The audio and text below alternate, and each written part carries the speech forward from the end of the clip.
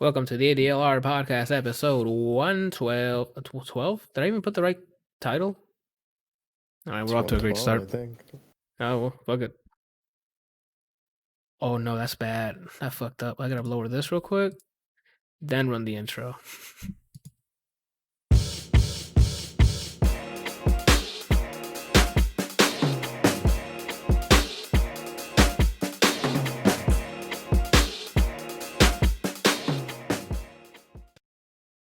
You're wild, I would say. I mean, I got it working, though. Just in case. I mean, I just threw that shit together. Kind of have enough time today. Y'all don't need to hear that. What y'all need to hear is this right here. It's episode 112 of the ADLR Podcast. We're missing a person here, but don't worry about it. We'll double in entertainment now. We're gonna put in 150% because he's gone. You know what I'm saying? We got Randall over here, not looking like he's tired. What's up? Then we got Bryant, just ultra widescreen, letting you know what everything in his room is, even that fan up top. Okay, he's not gonna say anything, so fuck him. Hey, what are you? And of course, I'm Anthony, your host for the evening of the ADLR Podcast, 7 times now. Did this week go by fast or what? Because I have like 3 things on there. It's because the only thing I did was watch TV for the most part. I saw that everyone did things. I was like, what did I do with my life that was new? And then I was like, oh, I played this one thing. You put down, what is it, Rushdown Revolt? I didn't even know what the hell that is. I've tried to look it up earlier before we started this, and I dragged the text, and it just went to the top of the document. So I'm like, I'm done here. Instead of on the URL, so I'm like, moving on. You'll tell us about that later. Randall, how you been? I haven't seen you in a while. You've been trapped in your igloo. I'm alright. Just been working. That's all. Crazy deadlines, or am I gonna get to model soon? What's going on? A little bit of both. Hell yeah, dude. So do I go like with a strap or what? Just in case someone trying to like start something or what? What's going on? What are you talking about? You know what I'm talking about. You need I a know heater? what a strap is, but yeah. Okay. So I mean, like, do I need to bring it? No. Oh, okay. Just letting you know, man. I'm ready. Boom. I'm not supposed to show this on stream, but I got it. What the hell's going on? You got to keep up, bro. I know you're not playing Hades in the middle of this podcast. Is that what you're doing? No. This motherfucker, dude. Do you want to be here? I could just be meeting Randall here. Alt F4 gets out really quickly. You know that, right? No. Javi said we're going to get banned. It's on Randall's fault. He told me to pull out the heater. I was at the gym today, and they were playing like I don't know if there's like an Adam Sandler movie marathon or some shit. Yesterday they were playing The Wedding Singer, and today they're playing Grown Ups. That's the one Kevin James and Chris Rock, right? It's all his friends. Rob Schneider's in it, and what's his name? The guy from that. David Spade, Chris Rock. I'm missing somebody. I don't know. Jordan says Adam Sandler is a surprisingly good actor when he actually tries. For his drama roles, yeah. Most of his comedy stuff is kind of like cookie cutter. He seems like does the same stuff. But for his drama roles, absolutely. I can agree with that. Oh, shoot. I don't even have much news. Nothing. I mean, like, what's happened the past week? Van Halen died today. Lost the fight to cancer, so rest in peace to Eddie Van Halen. I didn't even know his first name until today, just now. I didn't know his name was Eddie Van Halen. Yeah, he died at 65. Rest in peace. That's pretty young. That's the only news I have. Yeah.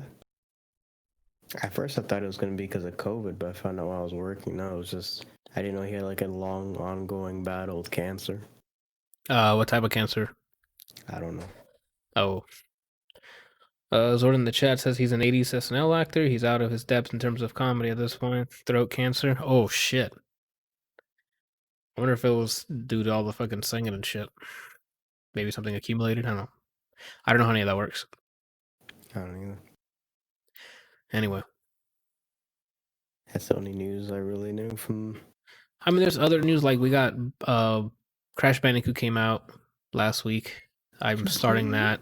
I play like the first level, and then I'm like, I'm gonna go back to this because I might do it with Janiana because they have a pass and play mode, which is really cool.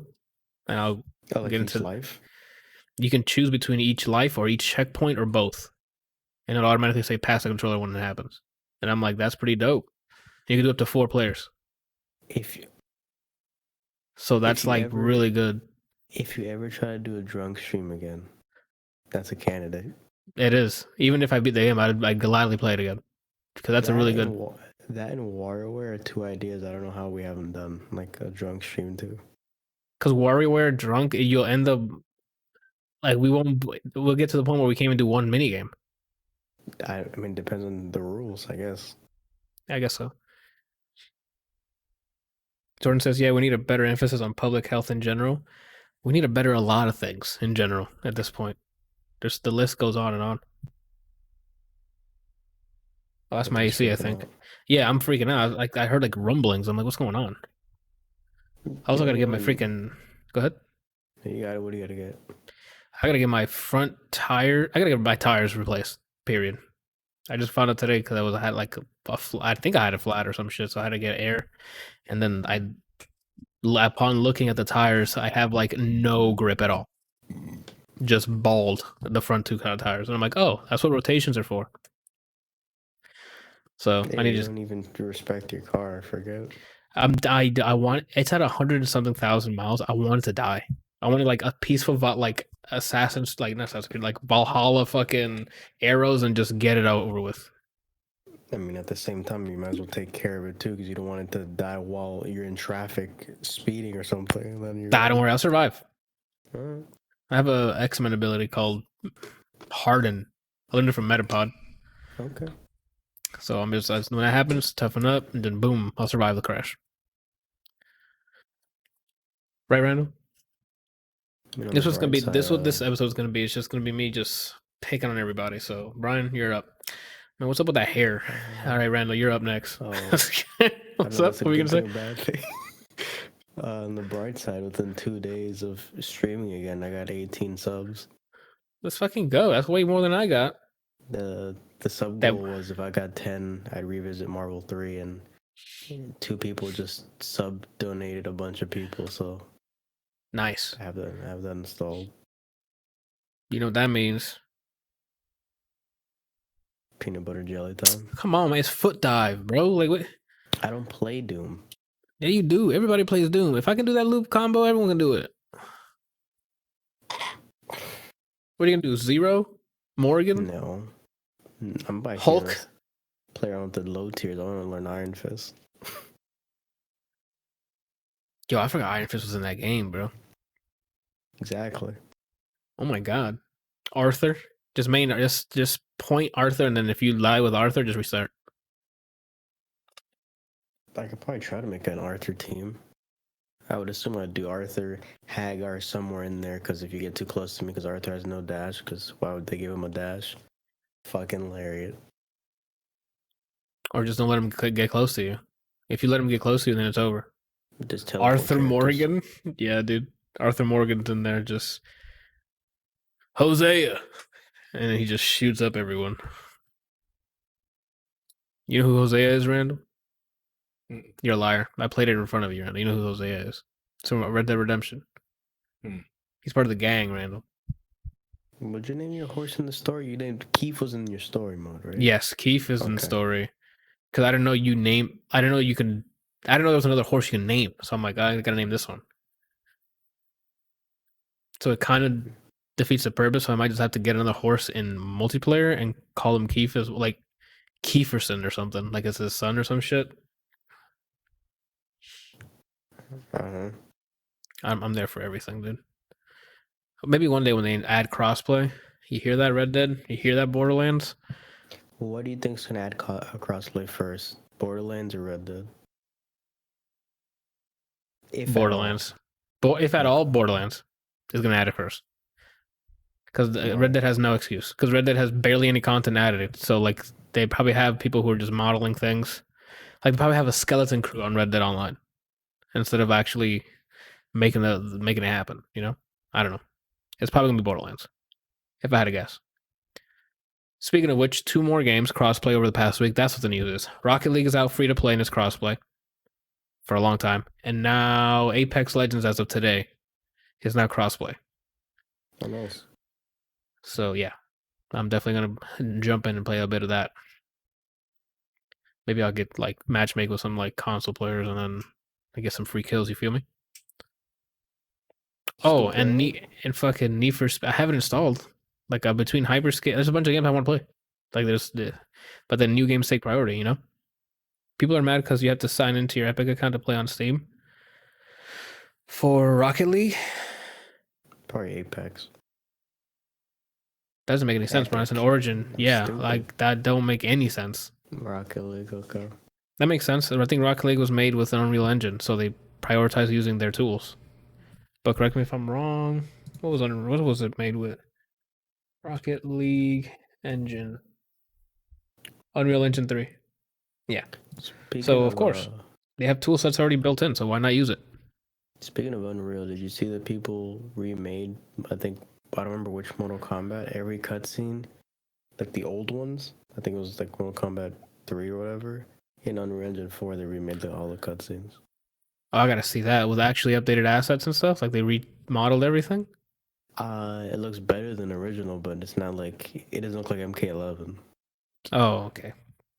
So they just cool. They probably added some lighting and shit, and that's about it.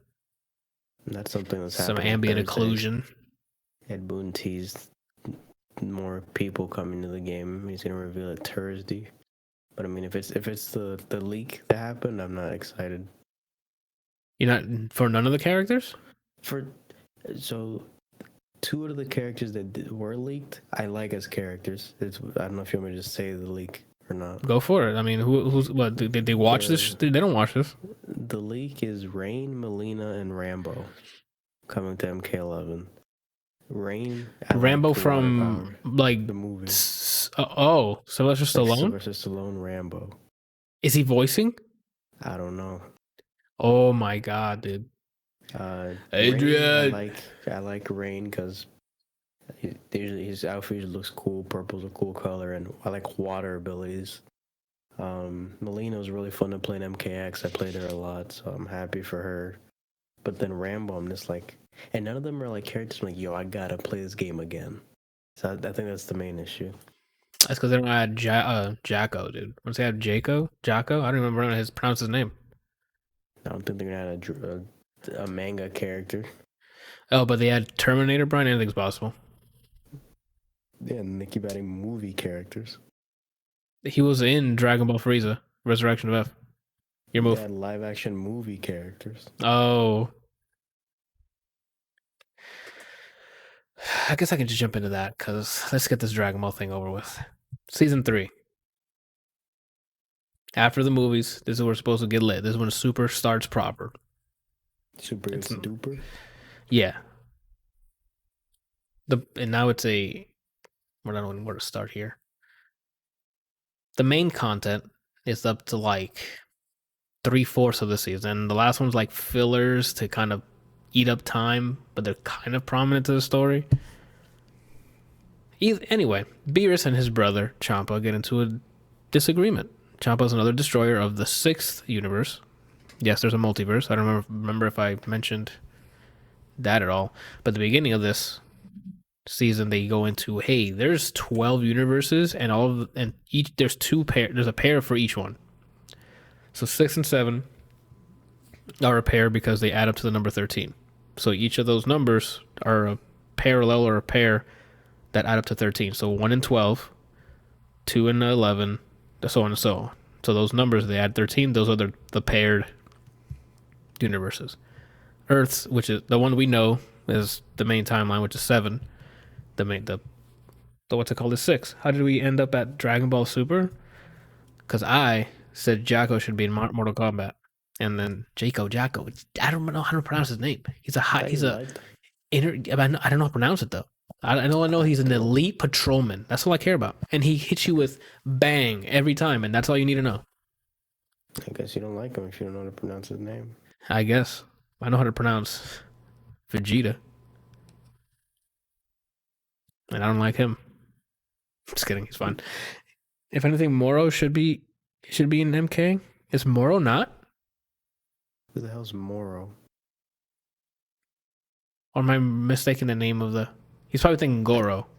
I think he's talking about a Goat character guy? in the manga. You haven't gotten to him.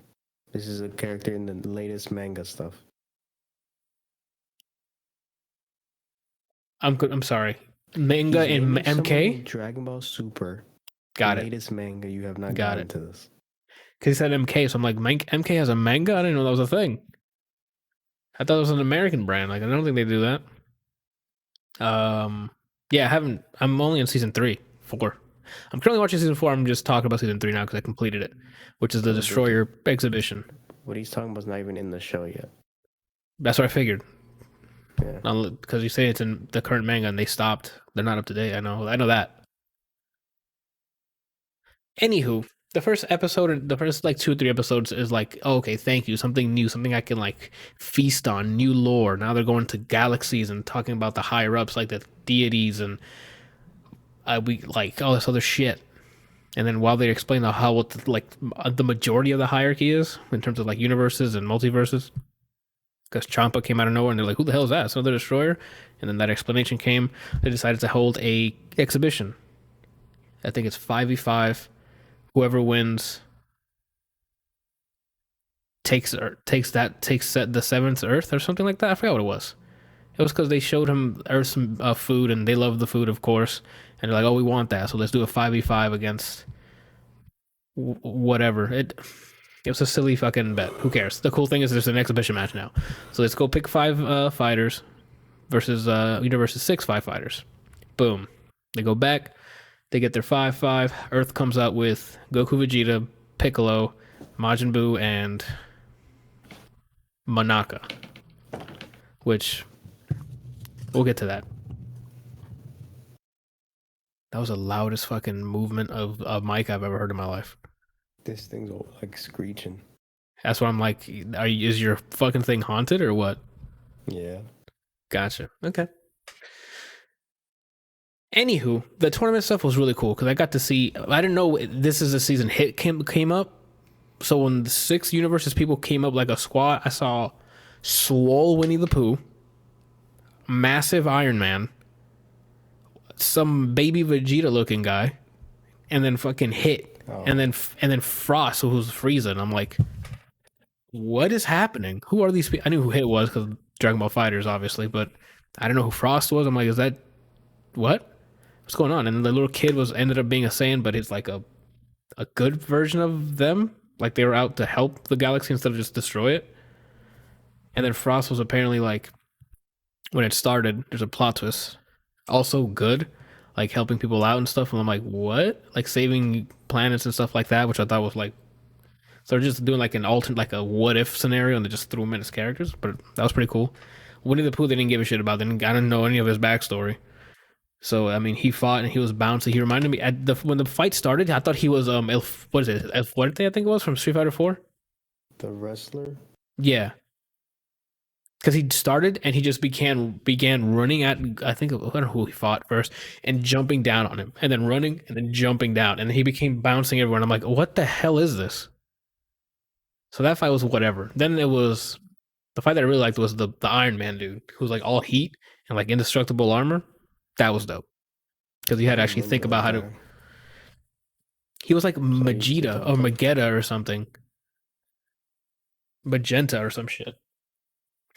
Because that wasn't just like pure strength. He had to like think of how to outsmart him with the heat and him fighting in smoke and stuff like that. Finding out why Hit so fucking fast was pretty cool with the whole time skip stuff. So I thought that was pretty cool as well. Those fights were awesome to watch. The Frost one was pretty.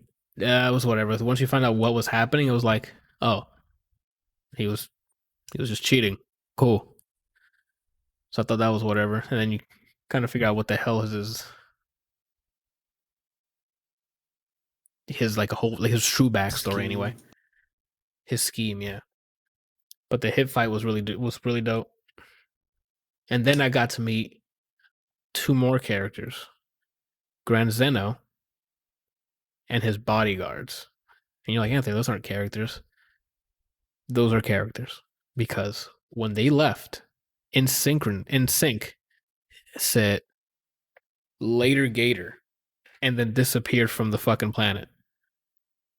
They're up there. Okay, those are characters that need to be in the game. The Grand Zeno thing was pretty cool. It's weird how they he's very kid-like, like not childish, but because he makes it known, yo, if you fuck up, I'm gonna just destroy everything. Later on in the series, I'm like, oh, okay, so he means business. He knows the power he has. But I don't know. Everyone's sweating around him, and Goku, of course, just doesn't give a shit and just, hey, I'm a kid too, but I have kids, but I'm a terrible dad. Hi, I want to fight. And then he's like, oh, you're funny.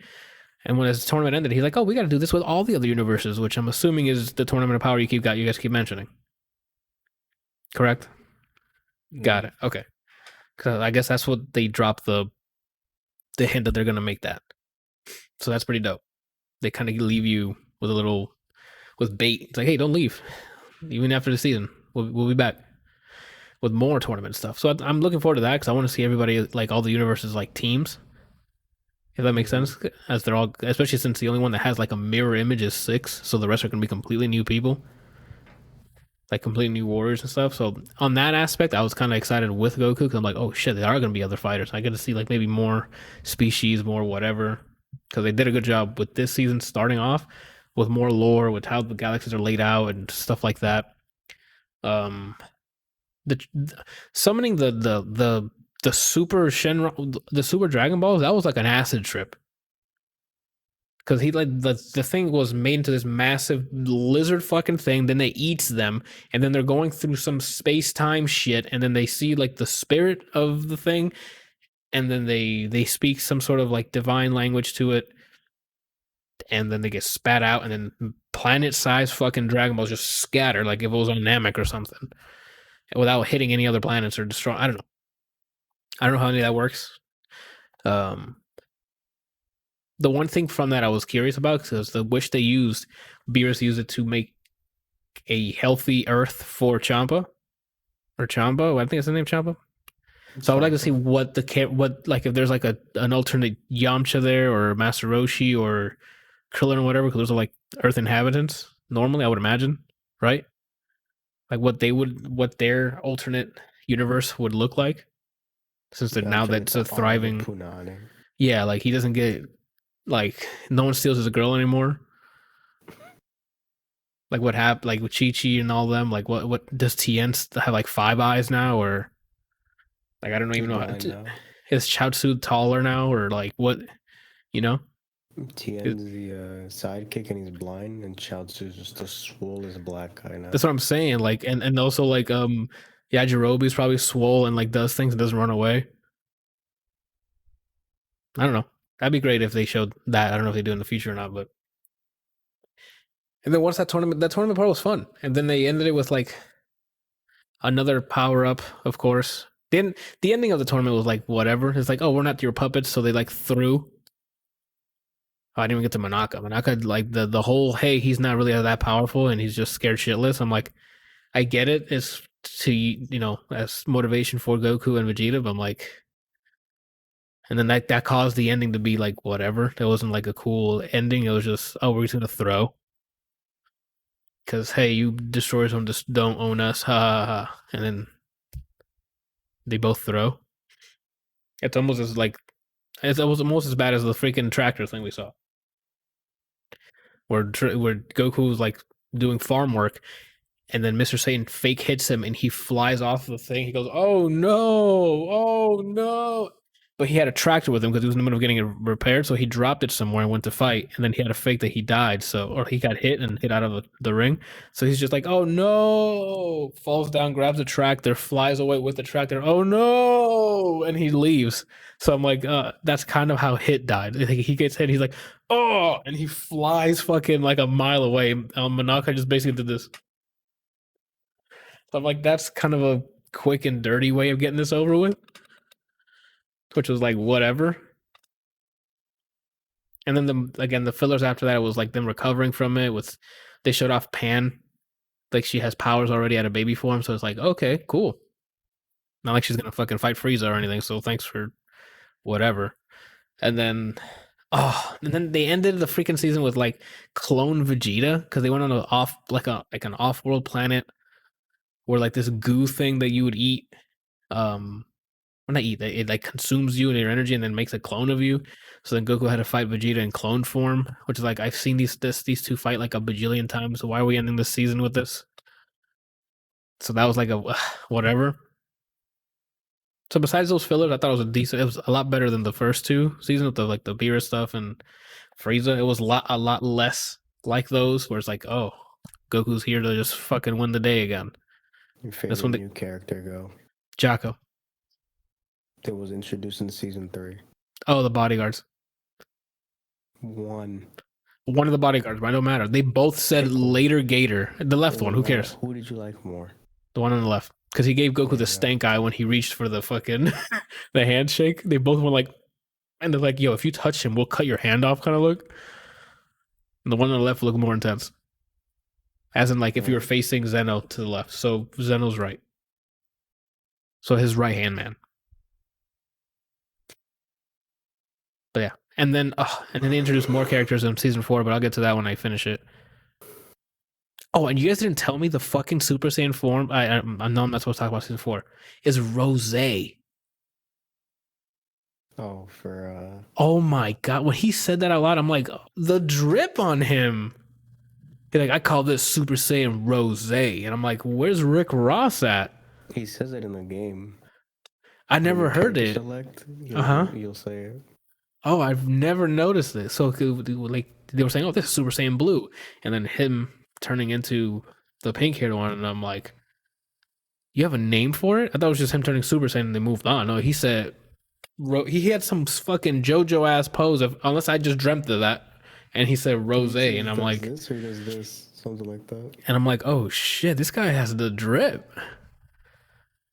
But then I have my issues with that beginning fight because they have like 3 rounds against him. Well, when I finish it, we'll get to it. But what happened?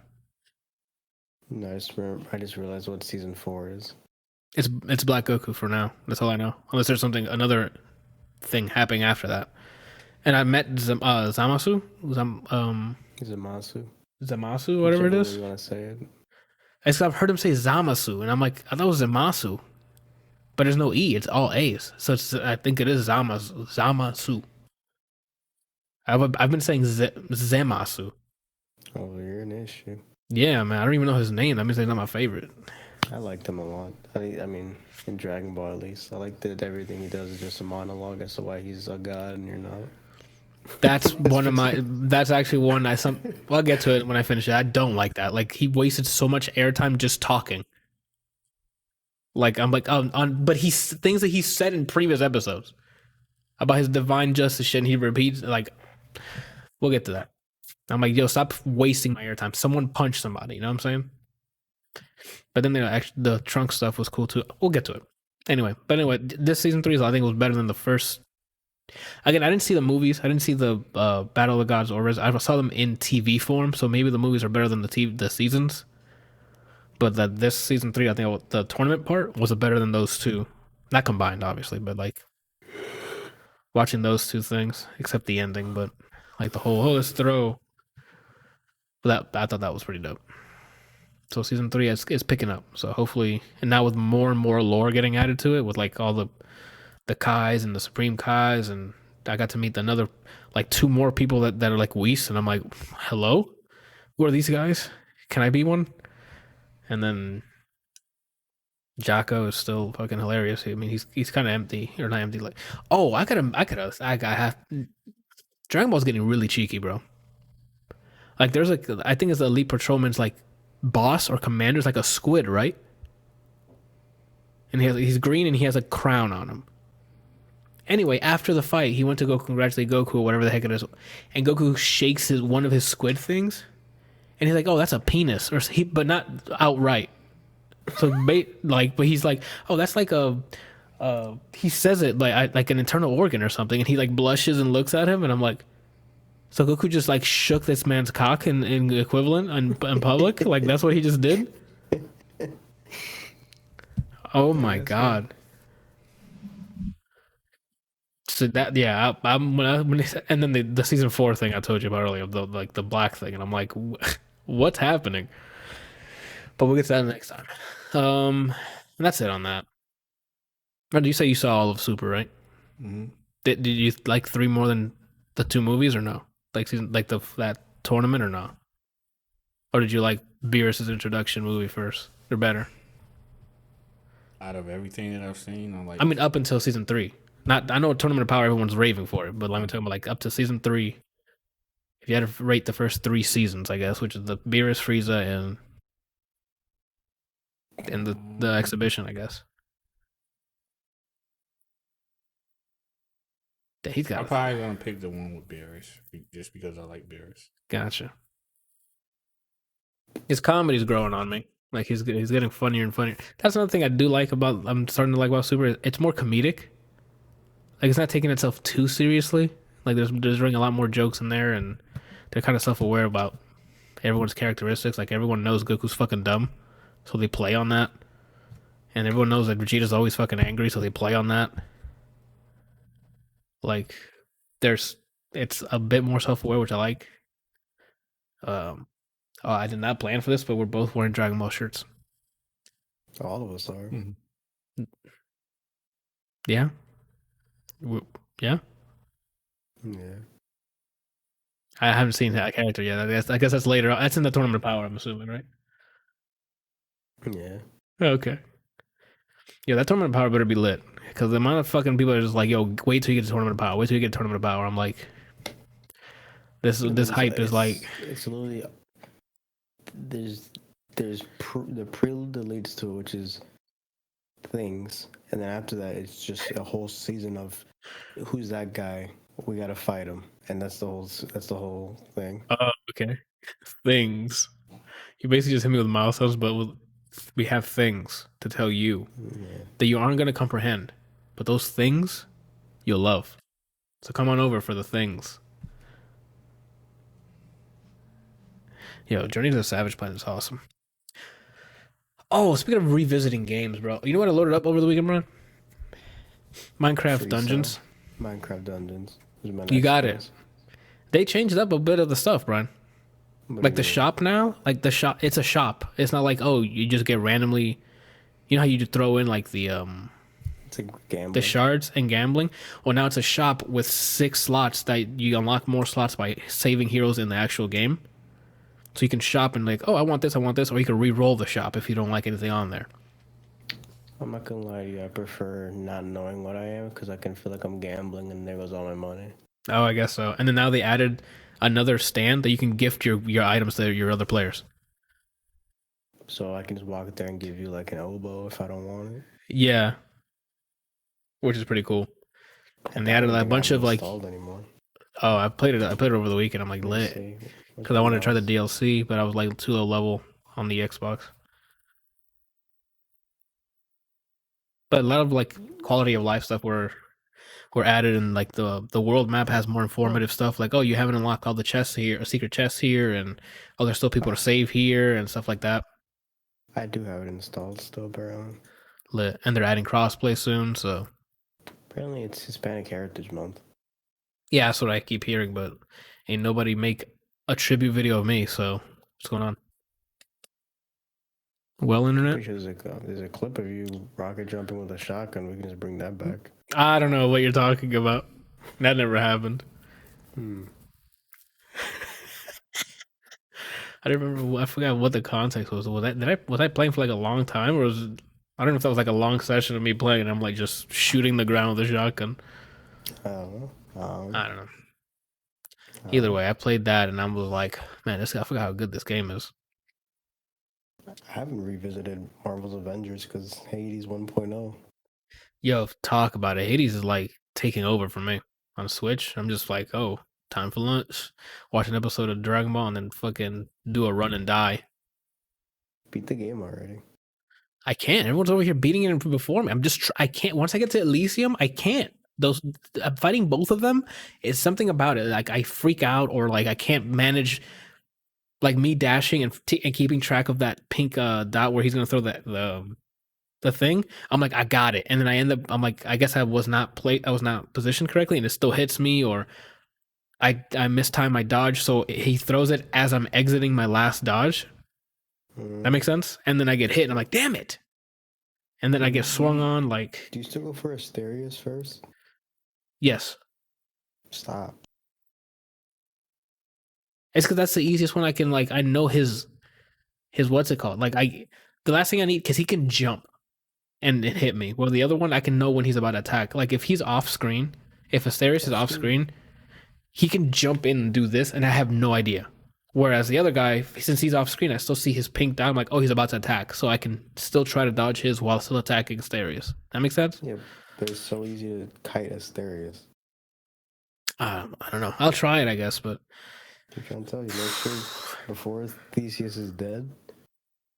So basically, you stay on the outside ring of wherever Theseus is, right? If they get together, just walk off away, because then Asterius is going to run to you. Yeah. And then now Theseus by him, then repeat. Make sure there's always pillars between you and Theseus. And just repeat, and then he's going to be like, I'm mad. And then he calls the boon, and it doesn't really matter. And you can hit him while he's doing it, so he doesn't block anymore. So you just onslaught him, and then once he's gone, then you just have a stupid bull jumping at you doing nothing. Those are facts. It's just like, I'll give it a try, maybe next time. I still haven't gotten the dumb aspect for the bow. Oh, once you get that, then if you still don't beat the game with that bow, there's no helping me. There's no helping me at that point, because from what I've seen, like the amount of damage, and then you can get the hammer that adds more shots. So it's like, then what? There's a hammer that your special does plus 400% armor. So each one of them, and then you don't see yellow bar anymore. Jeez. So usually you get if you can get both of those hammer buffs, you're golden. On top of that, so what you did there? You either always get a Dionysus on the special, or Artemis crit. Artemis crit means that you just vomit there. Like, you press the button and you move on knowing they're dying. Oh shit!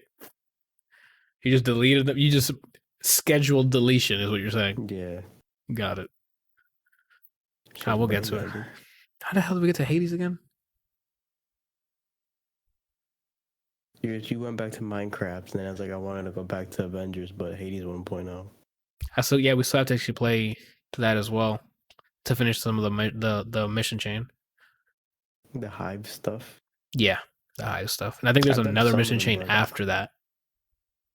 I've done some of the Hive stuff, but not the major ones. There's like small ones that are around. It's cool. You do waves, you do floors of different challenges. Oh, okay, that sounds pretty good. Like the summit. It's pretty good for leveling too. I guess we can talk about the summit. Not really. They only did 10 rounds in it, so. What the hell's the summit? Division 2. Oh my god, I completely deleted that experience. I forgot that. I forgot what it was called.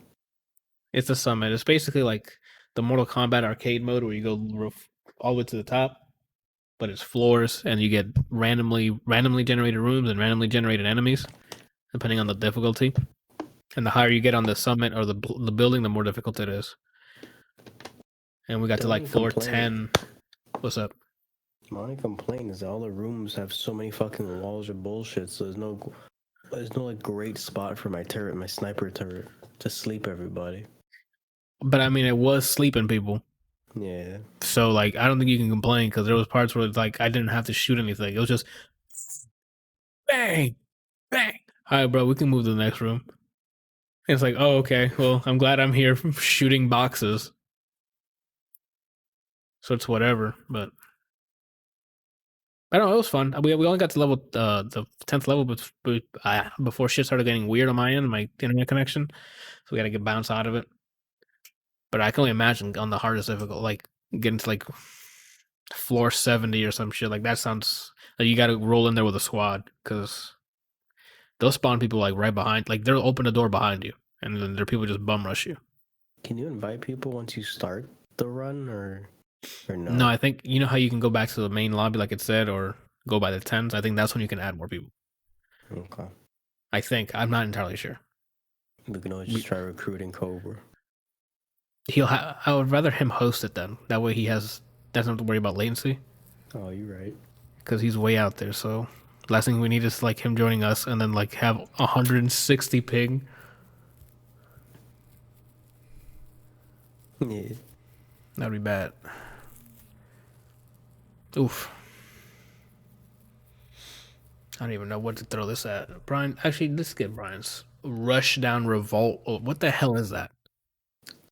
It's an indie-made platform fighter, so like Smash, but it's a combination of games. So it's Smash in the way that, hey, it's a platform fighter.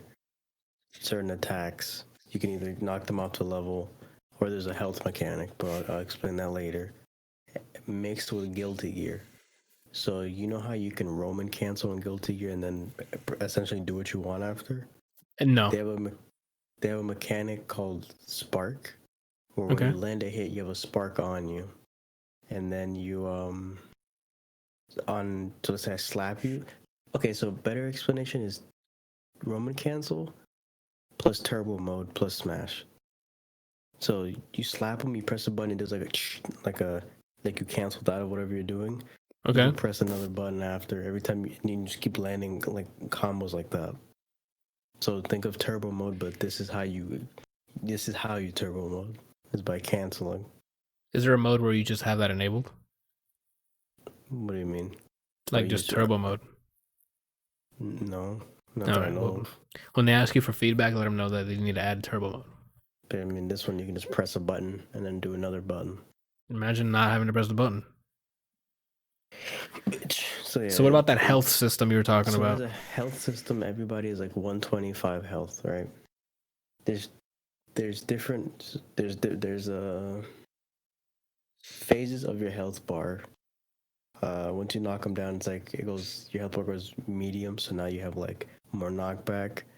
Then it goes to red, and then once that bar goes all the way down, if you haven't died yet, because the health affects your knockback, it becomes 3 boxes. So let's say somehow you keep surviving and you're down to the 3 boxes. Every time you get hit, so when the boxes come up, if you get hit 3 more times, you die. You're dead. So you have the health bar. Even if you're blocking? But you didn't get hit then. Okay.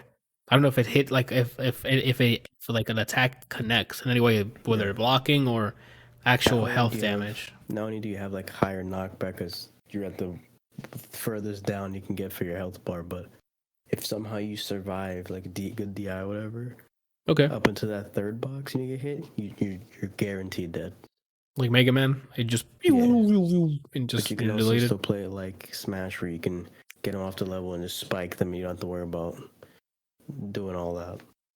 So your health bar doesn't really matter then. The health bar just dictates how far back you get knocked back.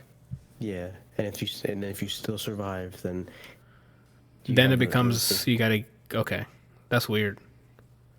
That's really weird. I don't like that though, because. But you're saying you're saying everyone has the same number though? Isn't there big bodies that should have more? I don't think there's a health difference. But there's people who move slower than others, right? Yeah, but if you land a hit, you can cancel, and now that's how you get your damage. I guess.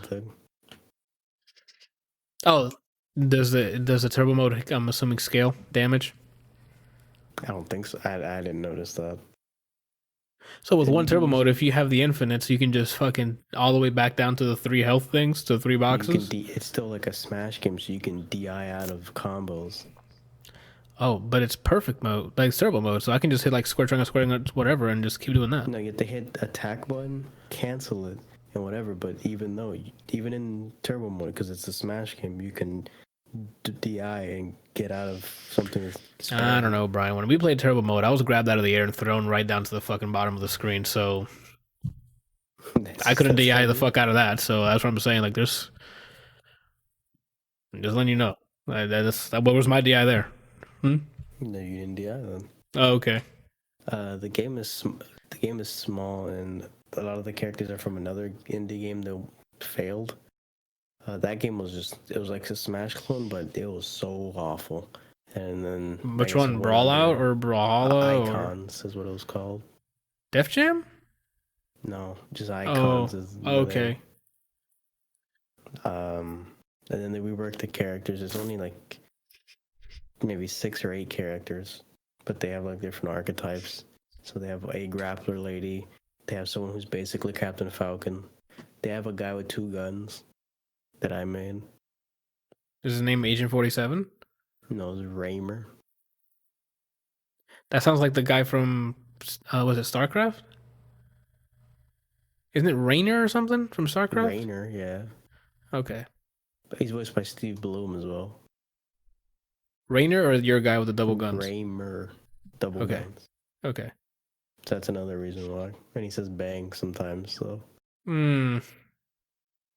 Now he needs to be compared to Jocko, so. Because he says it the best so far. Spike says it the best. But Spike's not in the game, Brian. His voice actor Raymer says is it the same way. Raymer is, right? Yeah, the game's fun. I have issues. It's in alpha. The issues I have are like wonky hitboxes. So like sometimes you get hit. So if let's say someone's facing, okay, this person's facing this way, and I cross them up somehow. Did my internet just die? Did his internet just die? This way. Oh. I think it's probably me. Oh. She says my stream's fine, so it's probably you. There we go. Can you hear? Yes. We can hear you. So this is the direction they're facing. And I cross them up and did like a jab. And I'm over here. Sometimes I get hit still. What the hell? There's some like thick either hurt boxes or hit boxes. I'm not sure which it is. That's one annoying thing. Everything else could be good because I'm bad, so I can't really complain too much about what characters can and can't do. But that I know sometimes I get hit from behind them, and I'm just like that's great.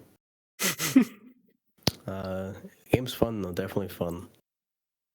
I'll Google it later because I have no idea what it looks like at all.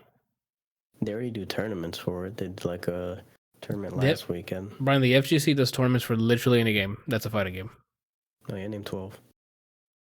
Blaze Blue, all 7 of them. That's 7 games right there. Street Fighter, all 5 of them. There's 12. We're out of time. I got it. No. Yeah. They have small windows that's open alpha. If you back it, then you can play throughout the whole thing. I didn't back it, so I got to play from like Wednesday, and think it ends next weekend. Like this upcoming weekend. Man, no, the game's fun. Oh, okay. And it's not team based, right? It's just 1v1, like Smash. Like Smash game teams, like Smash. Here we go. You're turning into a robot. I think it's your upload speed, homie. It's like shitting the bed. My internet randomly does this. Yeah, I think that's what it is. It's just random connection issues. Because you just hit me with the craziest fucking Daft Punk remix. What was the last thing you heard me say? I heard damn it, if I remember the fucking Daft Punk song. The one with Pharrell. Up all night to get lucky. That's what last thing I heard was that chorus. I don't know. Game's fun. Try it if you want to spend money on it. You can play it for as long as you want. If you want to play for free, they have weeks of free trial for everybody on Steam. If you like Smash games and you want something different, if you want someone to spill Guilty Gear on your Smash game, then you'll probably enjoy this. There you go, Randall. You got this. Can you find a game for you to just destroy again? You win Evo with this one. What do you got, like 6 Evo championships? Dreams. It's better than not in your dreams, you know? I don't have a fucking, what's it called here? Randall, why did you watch Key and Peele all seasons?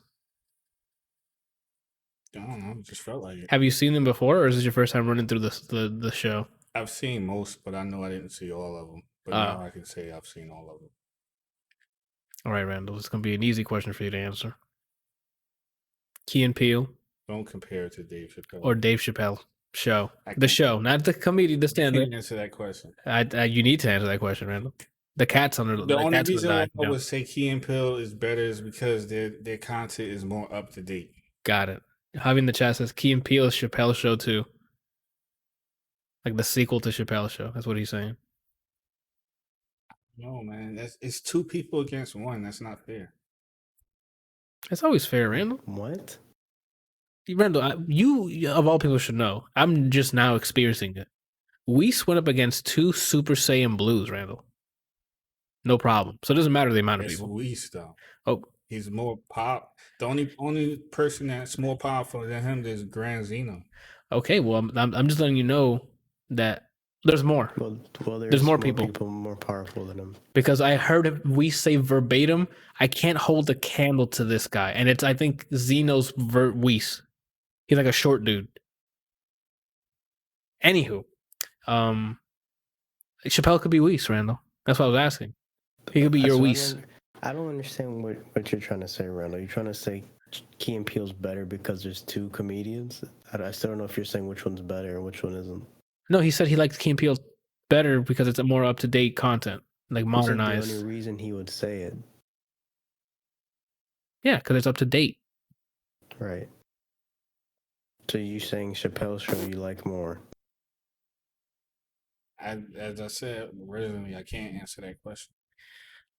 Are you in a contract with Chappelle? Am I what? Under contract? No. Don't lie to me. Is that what your collab is? I don't understand them. I don't. They're under the same show kind of genre platform. So how are they not comparable? Also, he also has nostalgia with it, and he has back like. For me, it's two comedians versus one, which is. Well, no, Chappelle had multiple people with him, like writers and stuff. It's about him. He's the star of all his skits. Oh, right. Where Key and Peele has two people. Yeah, it's always them two. Yeah, and they're playing they play way more characters combined than he does. Yeah, he's not necessarily the star of it because look at the Charlie Murphy stories. He's just the supporting character there. No, but he's also the star of the flashbacks. Like he plays not Rick Astley. What's his name? Rick James. Prince. I said Rick Astley. He plays every role. But he's not Rick the James, star, though. Prince. The star is Charlie in those stories. He's not. He's the narrator. I mean, the stories is good because it's Charlie Murphy telling the story, but when they show the skits, it's Dave Chappelle doing it. That's why he's the narrator of that story. Dave Chappelle assisting Charlie Murphy's actual. It's following him, so he's the main character.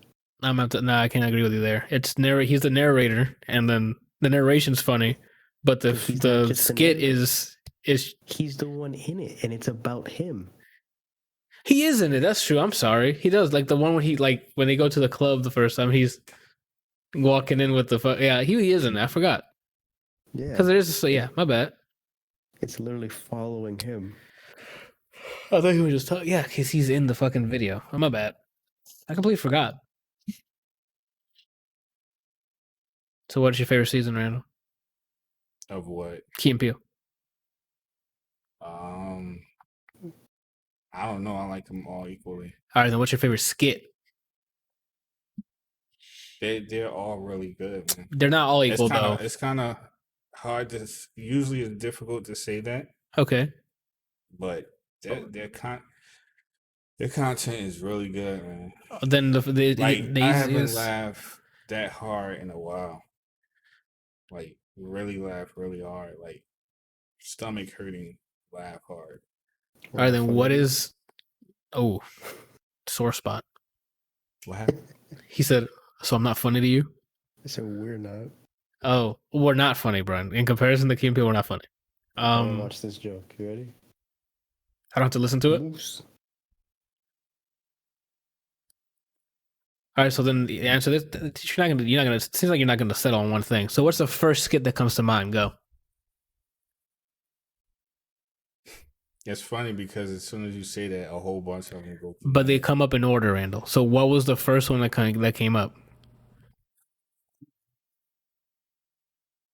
Probably, it's not. See, It's not the most funniest to me. Okay, but it's the first thing that popped up in my head is when that's what I was asking. That's it. Is when he plays Megan, and I forget the dude's name. But when they do those two characters, it's pretty funny. Megan, I don't think I've seen that skit. That's when he plays the female Megan.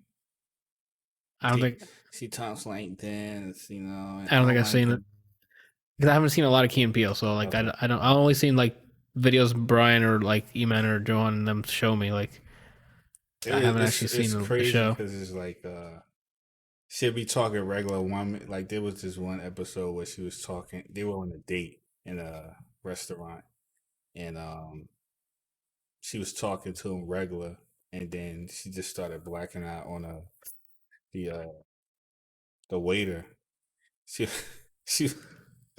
She'll be like talking to him, and in the middle, you know how like when normal people talk, like if I'm talking to you and someone comes up. Yeah, I would end the conversation with you, or pause, or stop talking to you, and then address the person in front. Like she would be talking to him, and then the conversation would just immediately transition to him. So she'll be like, yeah, so and so, what the are you doing? I mean, you think she's talking to you, but she's talking to him. Like you might be looking down, and she just says, "What the fuck are you doing?" You're like, "What? Nothing. I'm just." And what did she say? She said something. It was about him not bringing them water on time. So she was asking him like crazy questions, like, "Is this? Are we in Mad Max? Is so and so a feral child? Then why is water such a hot commodity here?" And then the dude was like, "Well, I'm sorry, I got other tables or whatever, and I'm just trying to, whatever." Uh-huh. And she was like, she took a drink of the glass of water, so her lipstick is on the edge. But she asked him, like, she turns the glass around. She's like, "What is this?" And he's just like, "It's lipstick." And her date knows that it's because she just drunk from the glass, but she's asking him like it's somebody else's lipstick. And she's like, "What I want you to do is I want you to take this glass and go in the back and break it. And I want you to find the biggest shard and bring it back, and I'm going to cut you to death. And then I'm going to bathe in your blood." I'm like, yo, but as she's doing this, the music in the background is getting like super creepy and dark. And so that makes it even more funny, whatever. But that's probably like the first thing that popped up in my head is that episode. This stuff is really funny. I like how he said to go in the back. Instead of just breaking it there and giving her the shard, go in the back, break it so you don't harm anyone else, and come back with the shard that I want to kill you with. Yeah. That's good. I saw a lot of episodes that I didn't see before. Has that show like finished its run, or are they still making seasons? In 2015. Okay. They had 5 seasons. I don't know if they just took a break, like a few years break, because I was at 2015, but I don't know if they were like, since they started doing movies and stuff. For the most part, I don't know if they were going to come back to it. That's pretty good. Oh man, that I can probably say that their season. I don't know how to word this properly, but basically, what I'm trying to convey is that Dave Chappelle stuff is really good. Yeah. I can vouch for that. I saw that. I saw Chappelle. Because Dave Chappelle is really good. Yes. Not necessarily that his skits are great, but he's good. Like his acting, his delivery, all that stuff. The pacing, excellent. The timing. Yes. That's why at least that's why I watch Dave Chappelle's show, is because he's good. The skits are hit and miss. It's kind of the flip with Key and Peele, because it's like, I don't think that I know for sure, to me, they're not as funny as Dave Chappelle is. But their skits are immaculate, man. Like, their stuff is so funny. Like, it's hilarious. It's like hilarious to the point where I can watch Dave Chappelle's seasons, maybe like, I get into like a little binge and watch it for a little while. But Key and Peele, I think I can watch every day, all day, over and over and over and over. Like you can have it as background noise if you wanted to look in, whatever. And I would still laugh at it as if I heard it for the first time. Gotcha. Because like I said, there were episodes that I know, like I've seen a large majority of their stuff. Okay. And I'm like, yeah, I remember this episode, but it still made me laugh really hard. Okay. So do you think it's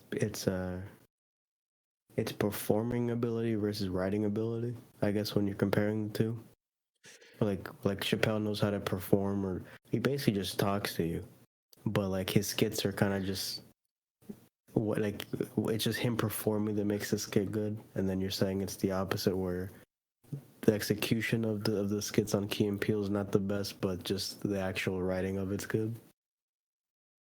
No, their execution is perfect. That's what makes the skit so funny, is because they're able to play these various characters and make them really funny. I just think that it's really difficult to explain, because it's like Dave Chappelle has great delivery, especially when he's telling stories.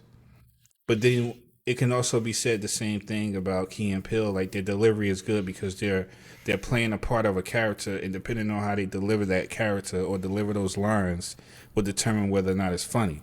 Okay. So it's both one and the same. It's delivery. Mm-hmm. It's just that if I'm thinking about it in terms of, if I were to have both of them on stage doing stand up, or I should say all three, I think that Dave Chappelle delivery and his storytelling is going to be way more funny. Gotcha. Because they kind of do the same format with the Key and Peele show, at least in the beginning seasons, where they're standing on stage just like Dave Chappelle, and then they're cut into a skit like he would cut into a skit. Oh, so he like hosts the event and be like, "Oh, we made this skit. Check it out." Boom, they all watch it live with Chappelle. And that's exactly what they did. Like, they would both be on stage with a crowd around them, and they'd like say some funny stuff, and then they would cut into a skit. I just think that, I don't know. Maybe it's that Dave Chappelle has better screen presence. I don't know, man. I don't know. Do you think it's just that, like, I mean, I guess what I'm assuming you're trying to say is just that Dave, maybe it's two different kinds of funny, where Dave is stand-up funny more so than like written. Then skit funny, yeah, like. Then like, yeah. Because there's like stand-up comedy, and then you have like SNL comedy where it's like improv. I think what I can narrow it down to is that I think that, and it's kind of me repeating what I said earlier, I think Dave Chappelle is funny. Yeah. That's what it is. It's that he's funny. Mm-hmm. But I think that the characters that Key and Peele play is what makes them funny. Gotcha. So I can't say that they're not funny.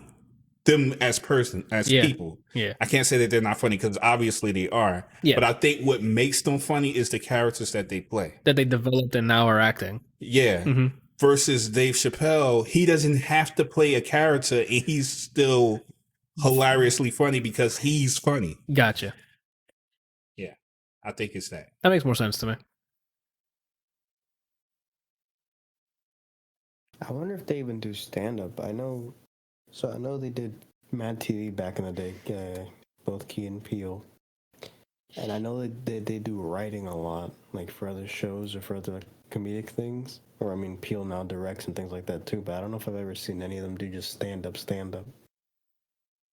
You could probably just Google that. I think, which one's the tall one? It's Keegan-Michael Key is the tall one. I think I've seen him, like, promote a stand-up. I think he has a stand-up. I don't think I've ever seen Peele promote a stand-up, but it could have been something that passed by, you know what I'm saying? Yeah, what's up, Kelsey in the chat? Oh. Let's put I'm a failure. Yeah, you messed up there. We're gonna go from classic freaking skits there, Randall, to some crazy fucking comedy that's on Hulu. That my girlfriend was like, you know what? Just watch this. It's called Pen 15, Randall. No matter what you thought you saw. Okay? Whatever you think it looks like on writing. This show is called Pen 15. Okay? Pen 15. You got it? I hear you talking. Okay. How about you don't got it? But I know what I saw. I think you were just And under the influence. Marketing, so. If you think about it, it's just a sentence that doesn't finish because it could be like, you know how people do leet speak and numbers look like letters? Yeah. Maybe it's saying the pen is mightier than the sword. Oh, snap. See, Brian's onto something now. He's helping my cause here. Anywho. So please tell us about it. It's a Hulu original show about these two girls going through middle school. They're starting the 7th grade. I think it was the 7th grade. And now all the fucking drama of being a teenager girl in the middle school with bullies and terrible dudes and terrible chicks in middle school. That's it. But the comedy in it, it's silly / raunchy / like, what the fuck am I watching? If that makes sense. Randall, I mean, you saw an episode. Or 2. You saw the thong episode, I think it was. Correct? By the way, I just want to mention to everybody who's probably watching or listening to this, I did not request that episode. We put that on for him because we laughed a lot in that episode. But yeah, so like 2 or 3 episodes, I don't remember. So anywho, like the delivery is very. Oh, if you can't stand like, I don't know if it's Valley Girl kind of talk, but it's like middle school teenage girls. It's like, oh my god, just chill. Oh, shut up and stuff like it's done on purpose to capture the time. This takes place in 2000, by the way. So there's a lot of like old songs. There's pictures of NSYNC on people's walls. Like, it's like a nostalgia hit for people from back in the day. Like, there's an entire episode dedicated to AOL Instant Messenger, which was pretty cool to watch. Like, oh, I remember that. Like the whole sound of opening AIM and the door closing when people sign off. All those things are in there. Like, the nostalgia is hit spot on. It feels like it's part of the time. The dialogue, kind of. I don't remember what people were saying back then because I wasn't talking much anyway. So we spoke about flip kick. Yeah, like all that stuff. Flip. Fucking idiot. Go on, dude. Anywho, but all it's there. The main story revolves around the 2 girls, Anna and Maya. They're played by the people who write the show. So they're like grown people playing as middle schoolers, but they sort of fit because the other cast are middle school, like young kids. But in makeup and everything, that they look like they're part of it, which they did a good job with that. So they start performing and like they like over exaggerate being those teenagers, which adds a level of like, what the fuck is this? Kelsey says this sounds hotter and hotter the more you describe it. I mean, hey, you can watch it yourself, and if it gets you going, it gets you going. I mean, they're middle schoolers, so FBI get Kelsey, but it's up to you. Are they half an hour long episodes or? Yeah, they're like 20-minute episodes. They go by.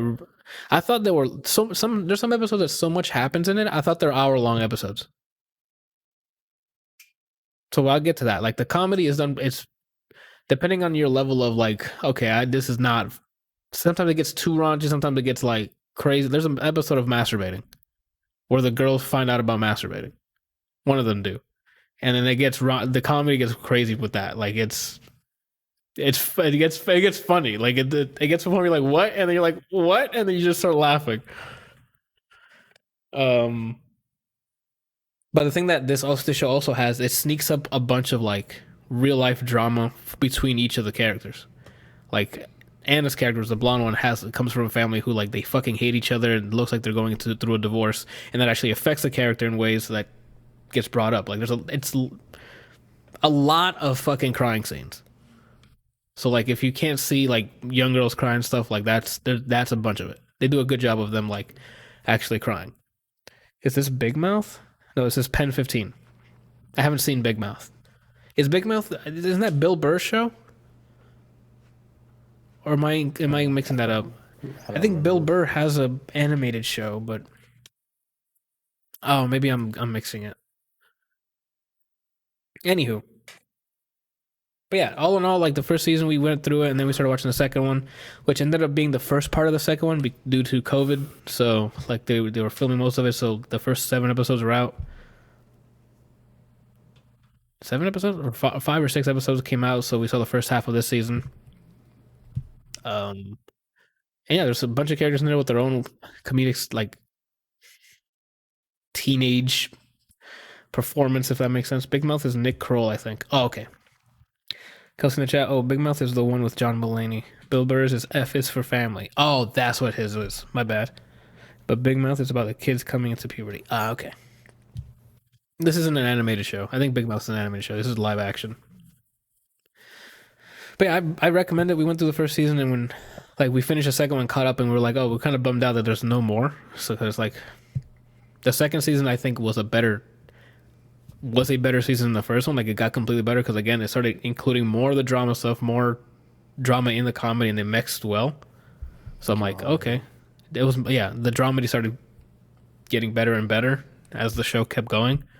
The first season was definitely a lot of like they had topics. They're like, oh, we got to make fun of this. We got to make fun of this for an episode. And that makes sense. Like AIM, the masturbating thing, getting a thong, like all these things that they use that as an episode. And then those are all funny in their own right. But then the second season started like really mixing in the drama and the comedy between the two characters, especially. But yeah, no, I recommend it. They're short. Each season's like, 8-10 episodes, if that. 20 minutes. Once you start getting into the groove of what the style is and the pacing, you're like, okay, you can get into it. You start going. Intro, like? How long is the intro? 12 seconds? Not even. It shows like the people who wrote the show, like who played Maya and Anna, like their actual baby, like or either baby photos or like middle school photos, and then it goes through the next characters and then it ends. It's like a quick photo collage of them as kids. And then it goes into the show, which is them playing themselves, I guess. Or themselves if they were to meet in that time, I guess. As best friends. But it's fun. I definitely recommend it. Good show so far. Randall, you went to town on 2 movies that came out this year. You're like, I'm going to fill out this damn list of movies for 2020. Right? Oh, shoot. Do you remember what you put? I'm going to block it. Snap. One of them had Michael Jai White. Pop quiz. Remember any of the names?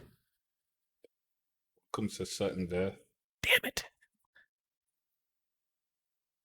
I thought he had his phone in his hand. I'm like, you cheating. I'll give you a hint. Right. The second one is 2 words. 2 words? 2 words. Go for it. Can you tell me who's in it? They're like the main character? Don't look to your left. Main character is Ruby Rose. And John Reno's in it. Oh, the Doorman. Okay. You're wrong. It's actually Pink Panther. All right. I need to watch that movie again. I say it because John Reno's in the... Yeah. Which one do you want to start off with, Randall? The Doorman or Welcome to Sudden Death? Welcome to Sudden Death is with Michael Jai White. It's, from what I was told or read, it's a remake of a Jean-Claude Van Damme movie, which I don't think I've ever seen. At least I don't think I've seen it. Wait, they remade a movie that didn't even put him in it? That's unfortunate. Not even a cameo? Well, maybe it's not a remake. I think maybe they were just saying that it was the plot was very similar. Got it. I don't know. Maybe it was a remake. I can't remember. That's messed up. Unless he just doesn't do movies anymore. Or action movies. Yeah, he still does movies. So basically, the movie is about Michael Jai White's character is married with kids, and he used to be in the military, and he served this time, and now he's in the real world where he works as a security guard. He just got this job, works as a security guard in a sports arena. Where they play basketball. Of course, there's some guys who come in who try to take it over, and bombs and kidnapping and martial arts. You said mobs? Bombs. Like they bombed the place? They were trying to. What the hell? Okay, go ahead. So they rigged the place with explosives. There's martial arts. There's, of course, his kids get involved, and they try to use the kids as bait, and it's a typical action movie. Okay. But I think I know what you watched the movie for. Because it's Michael Jai White. Yeah, how was the martial arts? No, how was it like the fight scenes? That's why you watched it. The martial. Oh no. Oh no. Remember, it's not that as bad because they're authentic. Like the dudes who were fighting, like Michael Jai White is the real deal, and the dudes that he was fighting. Also martial artists? Yeah. Okay, good. At least I can speak for one of them. I know for sure he's a martial artist because I've seen him in another movie. The other guys, I can't vouch. Huh? That's a pretty good impression. He said Tim Allen. Oh.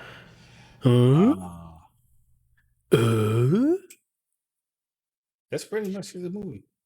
The martial arts. Was it just like shot bad, like the action scenes, or? Well, you could tell that it was low budget in some scenes. Or is it just like the choreography wasn't cool? Yeah, the choreography wasn't. It looked very. It didn't look like they went all out in the fights. It looked like it was choreographed. And they're like, no, stick to this instead of like doing some like crazy. It didn't look like they didn't sell me on it. It looked like they were like playing it really safe. Like, okay, you're gonna throw this kick, and I'm gonna duck a mile under the kick. Oh, instead of like cutting it close, or yeah. Like they're not. I don't know, man. It just didn't. It seemed like, I don't know if it's because he's getting older.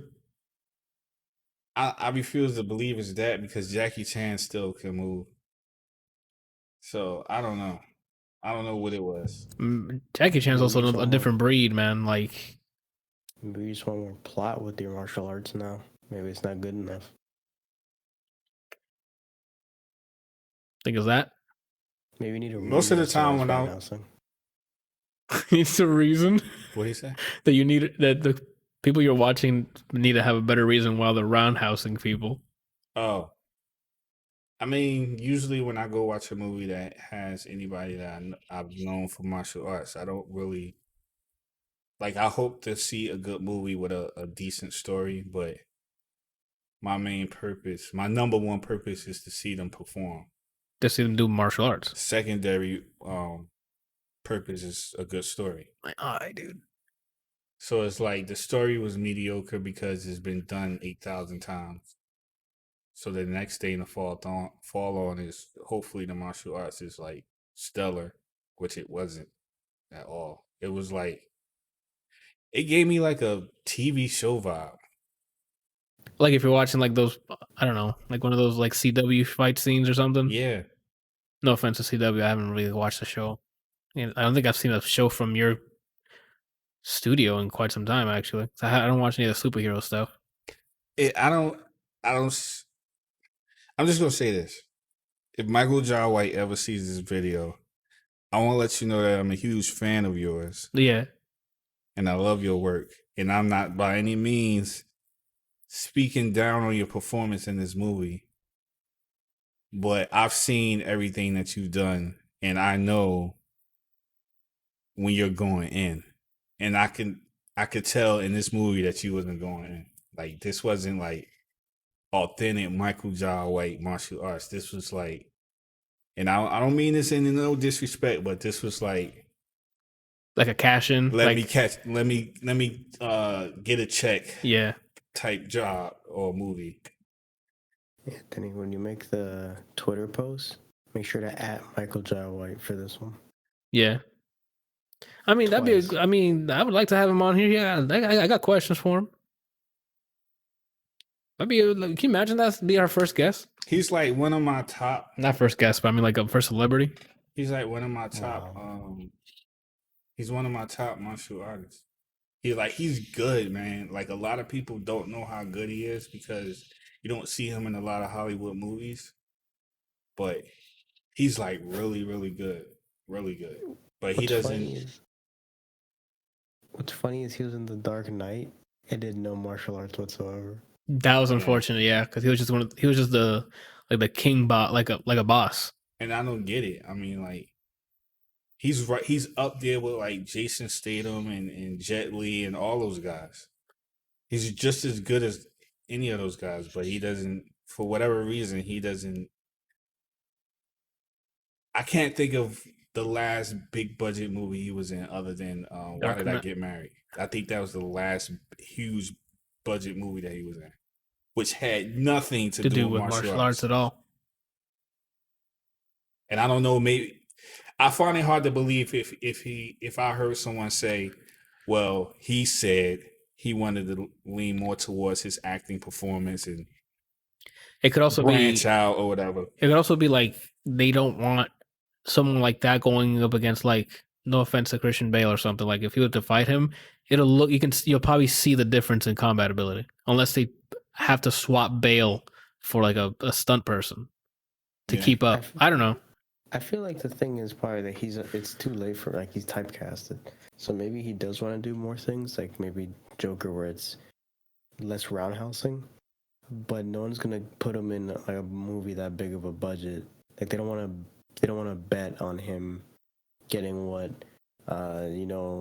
fucking John Boyega or fucking Morgan Freeman, Denzel, or like actors of that like acting caliber. They don't want to bet on him because they just see him as the martial arts guy. Yeah, they might have typecast him as the martial arts guy instead of like, oh, the guy who did fucking Man on Fire or Remember the Titans. No, wait, he was Denzel Washington. Remember the Titans, right?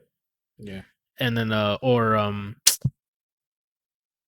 my God, what, him and Ethan Hawke? Oh my God, Kelsey, if you're still in the chat, it's him and Ethan Hawke. I think it is one of his most like go-to movies. No, way earlier. Is earlier in his Training Day. Thank you. Oh. Don't worry about it, Kelsey. I got it. It was Training Day. I was trying to remember. Yeah, you're too late. Which doesn't make sense. I mean, he's typecasted because he does that primarily. But it doesn't make sense because in Spawn, despite it aging horribly visually, he did a good job as Spawn. Yeah, I watched Spawn I haven't watched it grown as an adult, but as a kid, I love Spawn. CG doesn't. It doesn't? Yuck, but oh, okay. I'll take your word for it. He's fine as, what's his name, Al, right? I don't remember what Spawn's the guy's name is. You remember? Is it Al? I don't remember. I don't think Leguizamo was in there playing the fat clown. He did awesome with that. Dark Knight, he filled the role. I mean, he's a good actor. Yeah, he did fine. Anything I've seen him in, I'm like, believable. He can act. That's the thing. He can act and he can do action. And I don't know. I don't know what it is. I don't want to pull a certain card, but that's what it seems like. Because here's my card. I can't think of any other reason why. I haven't heard anything bad with him. Like as far as like Kelsey loves Spawn too. Like it. I just don't understand why he doesn't have bigger budget. Like I would say at least the last 5 movies that I've seen him in, they weren't big budget. Well, if they're recent, you gotta also put in the COVID stuff. Even before. Oh, okay. Like I said, the last big budget movie that I've seen him in was Why Did I Get Married? The first one and the second one. And that's a dramedy, right? Yeah. It could also just be, I mean, the reason that you don't want to give is because when you think martial arts, what ethnicity do you think? Also, too. That's also true. On top of that, Americans show time and time again that they support any other nationality besides our own. So you think about it, why does Jason Statham get work? We fucking love British people. Why do we go line up for Jackie Chan and for fucking Jet Li and then the guy from Ong Bak and things like that? Because we love fucking the guy from Ong Bak. You don't know his name? Tony Jaa. I don't watch martial arts movies like that. Oh, the guy from Ong Bak. He's in a lot more than Donnie Yen and things like that. Because we love the fucking, we love the martial arts, but I guess I don't know. Maybe our own our like Americans aren't just excited to Americans. I don't know what it is. Maybe it's the accents. I don't know. Are there any young martial artists? Like every time I hear one coming out, pretty sure Bryant insulted Randall on another level that isn't describable. I didn't. But are there any young martial artists? Like every time a martial arts movie comes out, it seems like it's the same 7 guys or whatever. Is there any for the most part people that It's, are like, wow. the guy that Michael Jai White fights in this movie that I saw, he's younger and he's like really good. He actually did a movie with Tony Jaa a long time ago. It's I don't know. I don't know why I haven't seen him. Tony Jaa's not the lead in Raid, right? Or is it Tony? No, that I forget his name. That's another dude. That's a really good one too. The guy who you guys haven't seen. You haven't seen the Raid, have you? No. Well, yeah, the main character in the Raid is also really good. I forgot his name though. I don't know. It's just weird. As now that I'm sitting here talking about it, it's just hitting me that it's like forever since like he hasn't been in any really big movies. Could he be too expensive? Do you think? Nah, I don't think it's that. I don't think it's that at all. Maybe with big budget, the actual martial arts is like a side thought. Okay, you looked up the name Iko Uwais. Yeah, Iko Uwais. Yeah, from the Raid 2010. Yeah, damn, that movie's so fucking good. If you guys haven't seen the Raid, watch that. Shit, it's fun. Martial artists are the new stuntmen, maybe.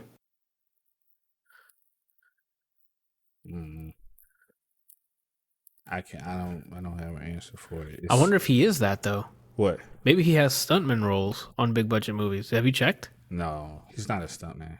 Oh. He's a full-fledged actor. Because I know they always put in doubles for like martial arts scenes, like in Avengers and stuff. I'm not saying he's in Avengers, but like, as weird as this may sound, that would be like asking Chris Hemsworth to be a stunt double. That's the equivalency of asking. I'm just saying for like let's say in Luke Cage or something, because he's bulky and huge, like Luke Cage's character. So maybe if there was like I don't know, Luke Cage doesn't do martial arts, but if that were the case, and he couldn't get the Luke Cage role, maybe he can be like the stunt double or something. Yeah, I don't. Unless it's going on behind the scenes, I don't think so. Because it's not like he's an A-list actor. This is what I'm saying. If he was on his show, everybody go to the Twitter at Michael Jai White. Be like, yo, get on the ADLR podcast. We got you. We'll hit these hard hitting questions. You know. I'm just wondering if it's a Hollywood thing.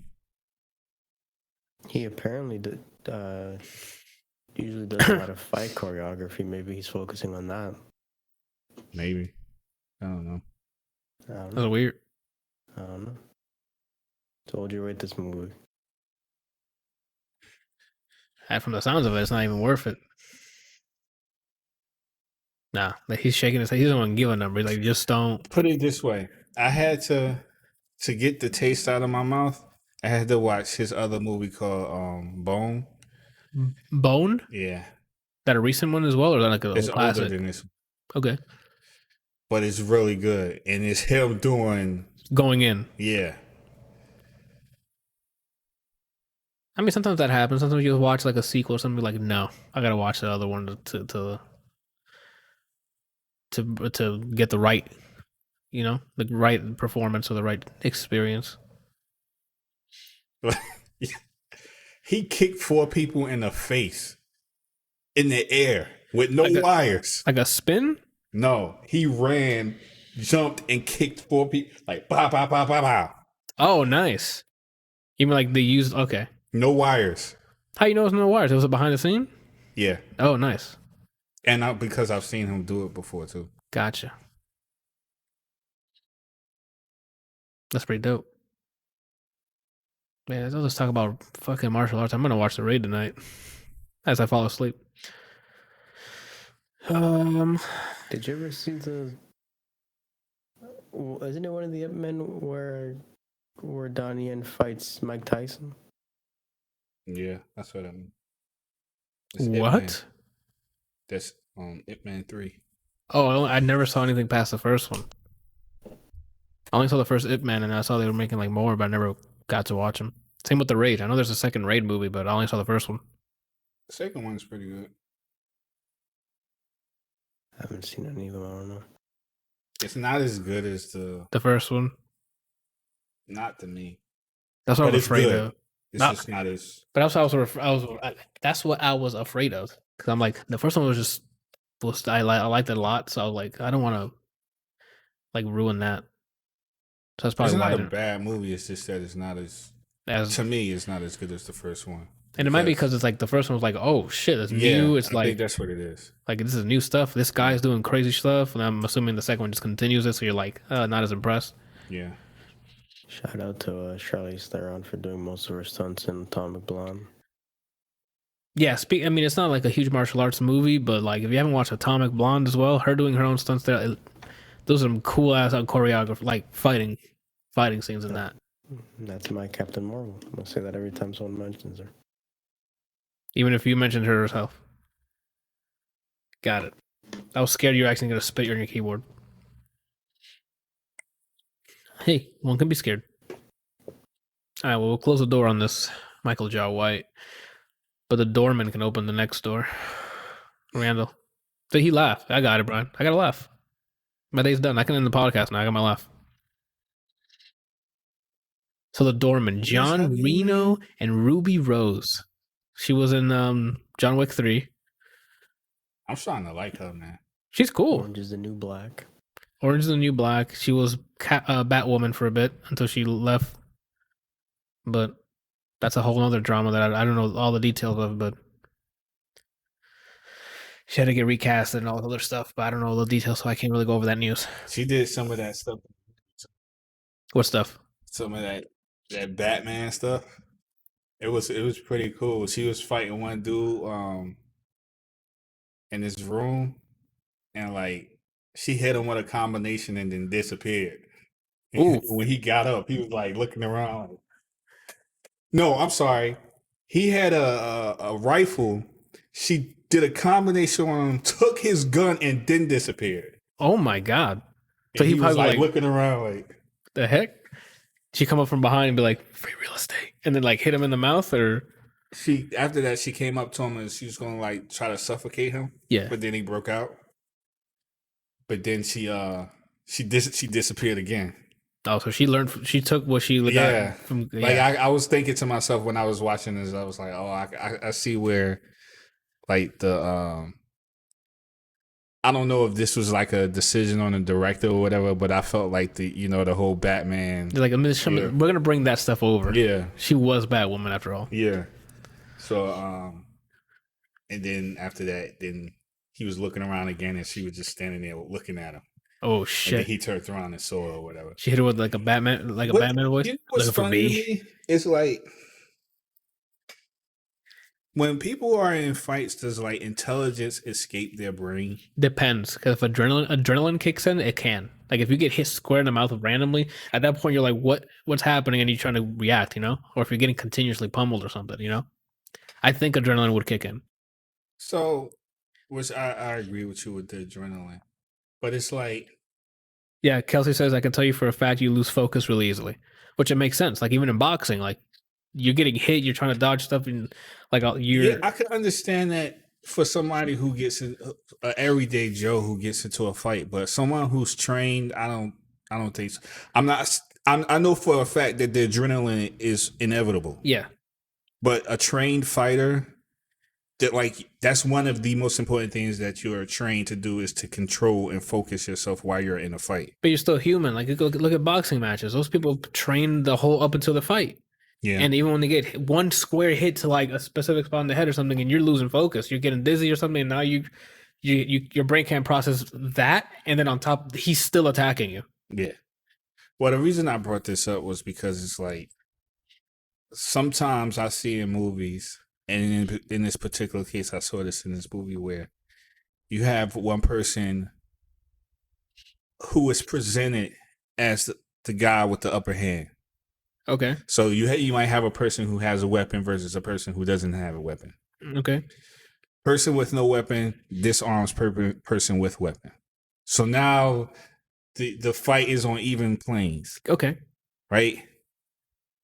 This person just hits you with a combination, and I'm not going to say they bodied you, but it's close to being bodied. He almost perfect. Yeah. Mm-hmm. So I would think so when I used to take martial arts, the first thing I remember being taught was like the way your brain works is that when you get hit, your brain says one or two things: move forward or back up, depending on how you get. Because depending on how you get hit and how hard you get hit, how you register pain, it will tell you like, oh, I can handle this. Move forward, or like, what the heck was that? I need to get on guard. So I would think that a person who just got disarmed and hit with a combination is going to be on guard at that point. Like, okay, this is a formidable opponent. I need to regroup. Everything needs to be on high. Yeah. That level of taking the person for granted is gone. Yeah, like this person can end me. We got to get serious. Why does this dude get up and it's just spewing nonsense out of his mouth? Like you walked in there with a rifle. You no longer have that because she took it from you. So you obviously can't handle yourself. Yeah.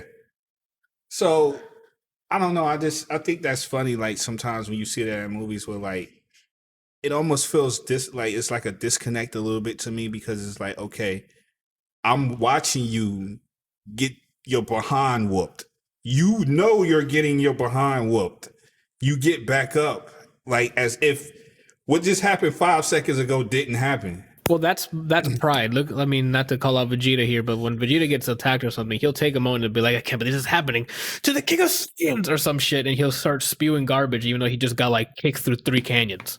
Yeah. Like, it's one of those, like, your pride kicks in. It's like, no, this can't be happening. Like, you have to verbally confirm to yourself, no, I still got this, you know? I guess that's what it is then. It could be. I don't know. I haven't seen that scene yet, so it may be something like that.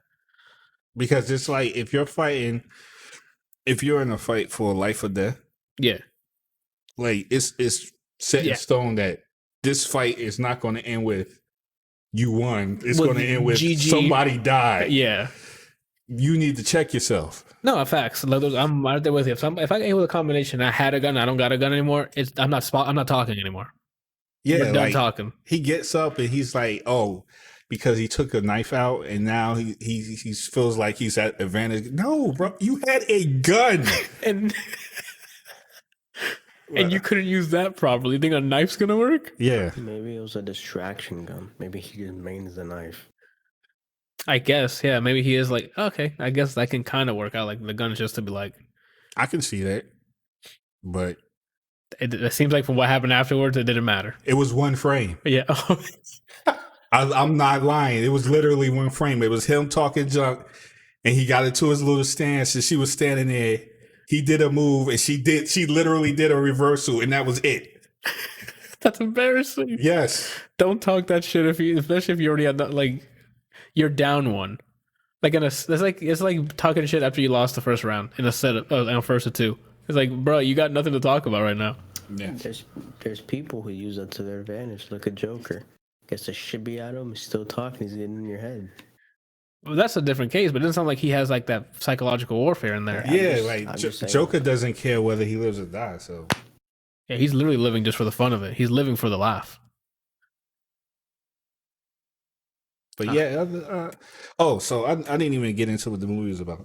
So basically, it's actually kind of the same premise as the Michael Jai White movie where she was in the military, The only difference is like she went through something bad that happened. Okay. And she didn't get dishonorably discharged or anything like that, but it just, I guess I assume that she served her time and then she left. Yeah, okay, yeah. So she's coming back to civilian life and trying to work regular jobs or whatever. But you can tell that she still has like PTSD because of what happened. So like any loud like bangs or stuff, exactly. she'll be like, "What the hell is that?" Yeah, like somebody closed the car door and she flipped out a little bit or whatever. So her uncle gets her a job at a hotel. Okay. Where she becomes a doorman. And what ends up happening is that her family, so her sister's husband and their children live in that hotel. Okay. It's weird. Now that I think about it. They live in it or they just No, come to okay, visit? I'm sorry. It's not a hotel. It's one of them really fancy places that have doormen. Like in New York, like upstate New York. But it looks like a hotel, but it's not. It's actually a living establishment. I know what you're talking about. Okay. Like upstate New York. So they were like renovating the place. So mostly everybody had left for the renovation. Gotcha.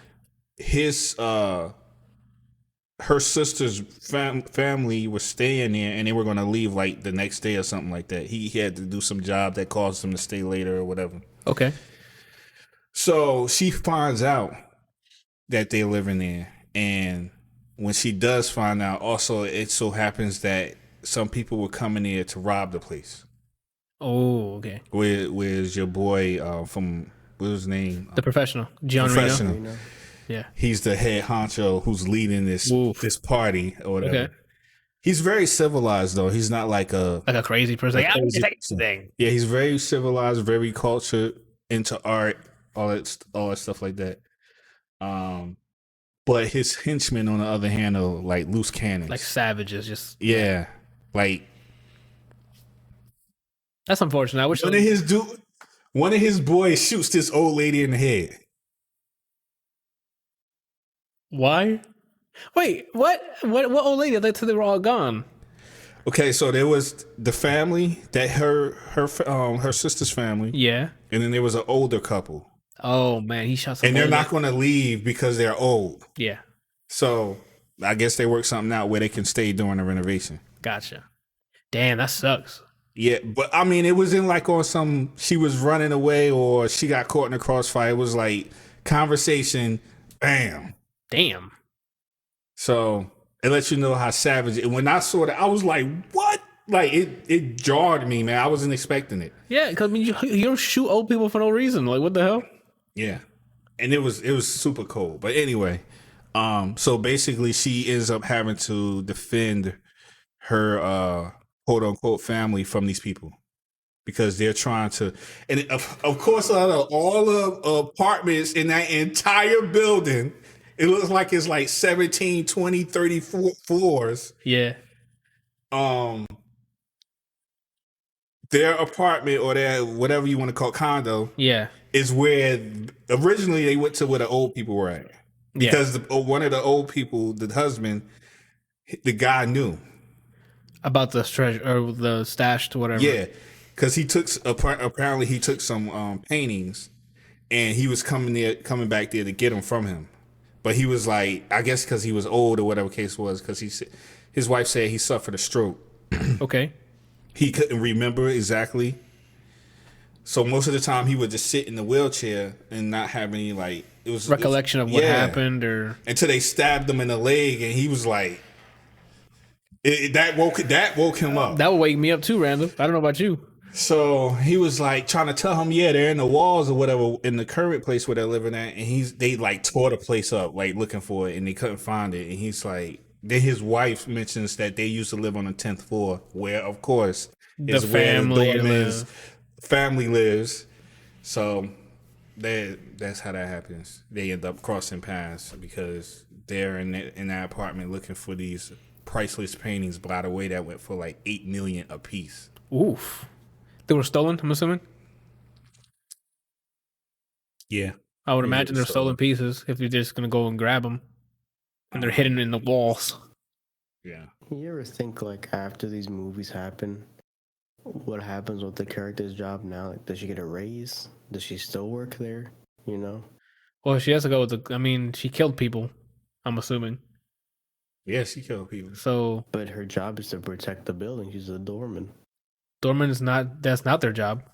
The doorman is literally just to greet and like dismiss people at the door.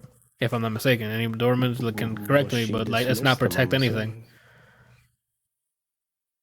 I don't think that's part of the security detail at all. But you guys can correct me if I'm wrong.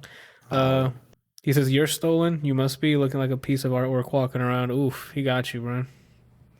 I know it was me. I know that. But I'm deflecting it to you. I'll fuck you up. Okay. So the action sequences now, because at this point it sounds like that's when once that plot goes on, it's just nonstop chaos, right? The action was good. Okay. I was really impressed with Ruby Rose's performance. So they minimized a bunch of those quick cuts, like she actually did the. I mean, they still have. It's Hollywood. It's still gonna be quick cuts. But you never know. Sometimes it gets surprised. But they hold some shots long enough for you to see what she's doing. Okay. And you could tell it's her. It's not a double. Oh, so she probably put in the work then to actually do the choreography. Yeah. That's always a plus. I like when people do that. Yeah. Yeah. Okay. Thank you. Kelsey confirmed. The doormen are there just to open and close, like greet people, and that's it. I figured. I'm like, that's not what they do. Because I've seen too many doormen that look like really old people that are just really friendly. I'm like, if that guy's supposed to secure the place, that's good then. So okay, so what happened with Gene Reno? Like, does he fight as well, or is it just one of those like anticlimactic? Like I said, he's an artsy guy. He's just still one of the guys who. So he just grabs a gun or something and tries to kill her. No. But I'm saying, is there like a combat with him and her, or is it? Oh, okay. That ended up being an internal struggle amongst the gang. Oh, I see. So she didn't have to deal with him. She had to deal with the guy who shot the old people. Makes sense. Like the savage guy who's like, I don't need him. Yeah. Got it. Once he found out that those paintings was $8 million a piece, he's like, those are mine now. I mean, if you deal with trash people, what you expect? Trash behavior. And you could tell, like, he what's his name again? The guy from The Professor? John Reno? Jean Reno, I'm sorry. I think it's Jean Reno or something. I'm sorry. You could tell that Jean was like, I think he told them a different price. Because he might have told them like, I think he might have told them like, like $1 million or maybe like $4 million. I'm sorry, it wasn't $8 million. It was $80 million. So I think he might have told them they were like $4 million a piece. Yeah. And then the father of the family, he's like a younger guy, but he's also into like he was a professor at a university, so he knows all about culture and art, like history and stuff, history and all that stuff. So when they finally revealed what the paintings were in the wall, he saw them. He was like, "Oh my God, it's such and such and such." And then as they're rolling them up, he blurts out, he's like, "Do you have any idea how much these paintings are?" And he's like, the savage dude was like, "Yeah, we know." They're like $1 million or something. He didn't respond. He said, "Do you have any idea how much these paintings are?" They're $80 million. And that's what he said. He was like, "They're about $80 million." That's what he said. So the dude was like, "Oh, all of these together are $80 million." And he was like, "No, they're $80 million a piece."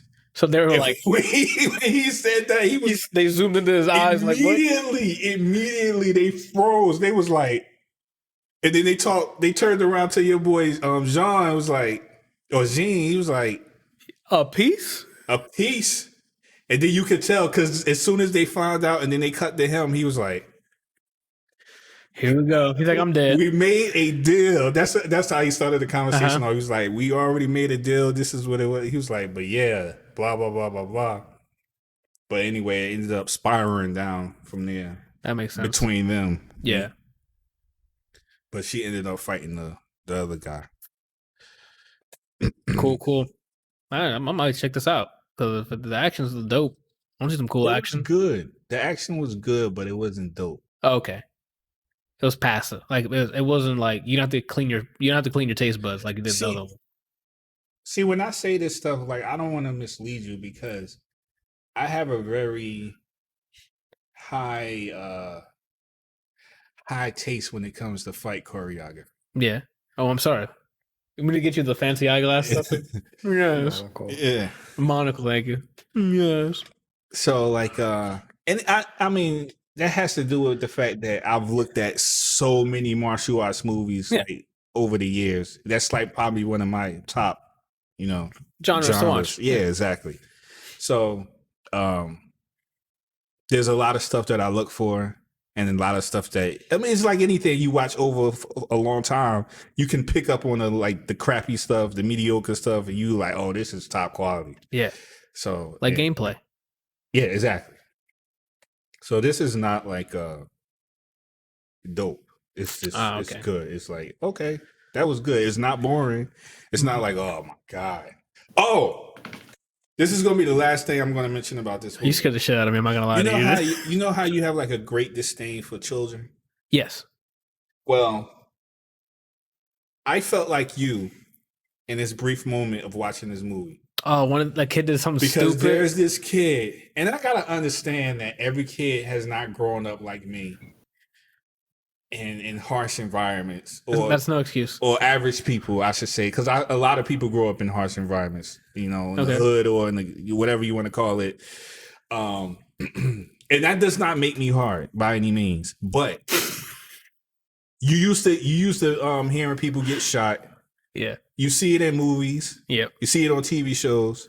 At a certain point in your life, at least around your preteens or a teenager, you become kind of desensitized to it. Yeah. Especially if you play games, FPS games, where you're going around shooting people. Yeah.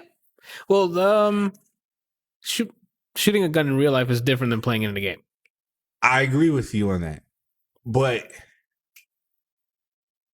you are in a situation where people have been trying to kill you the entire night. Okay.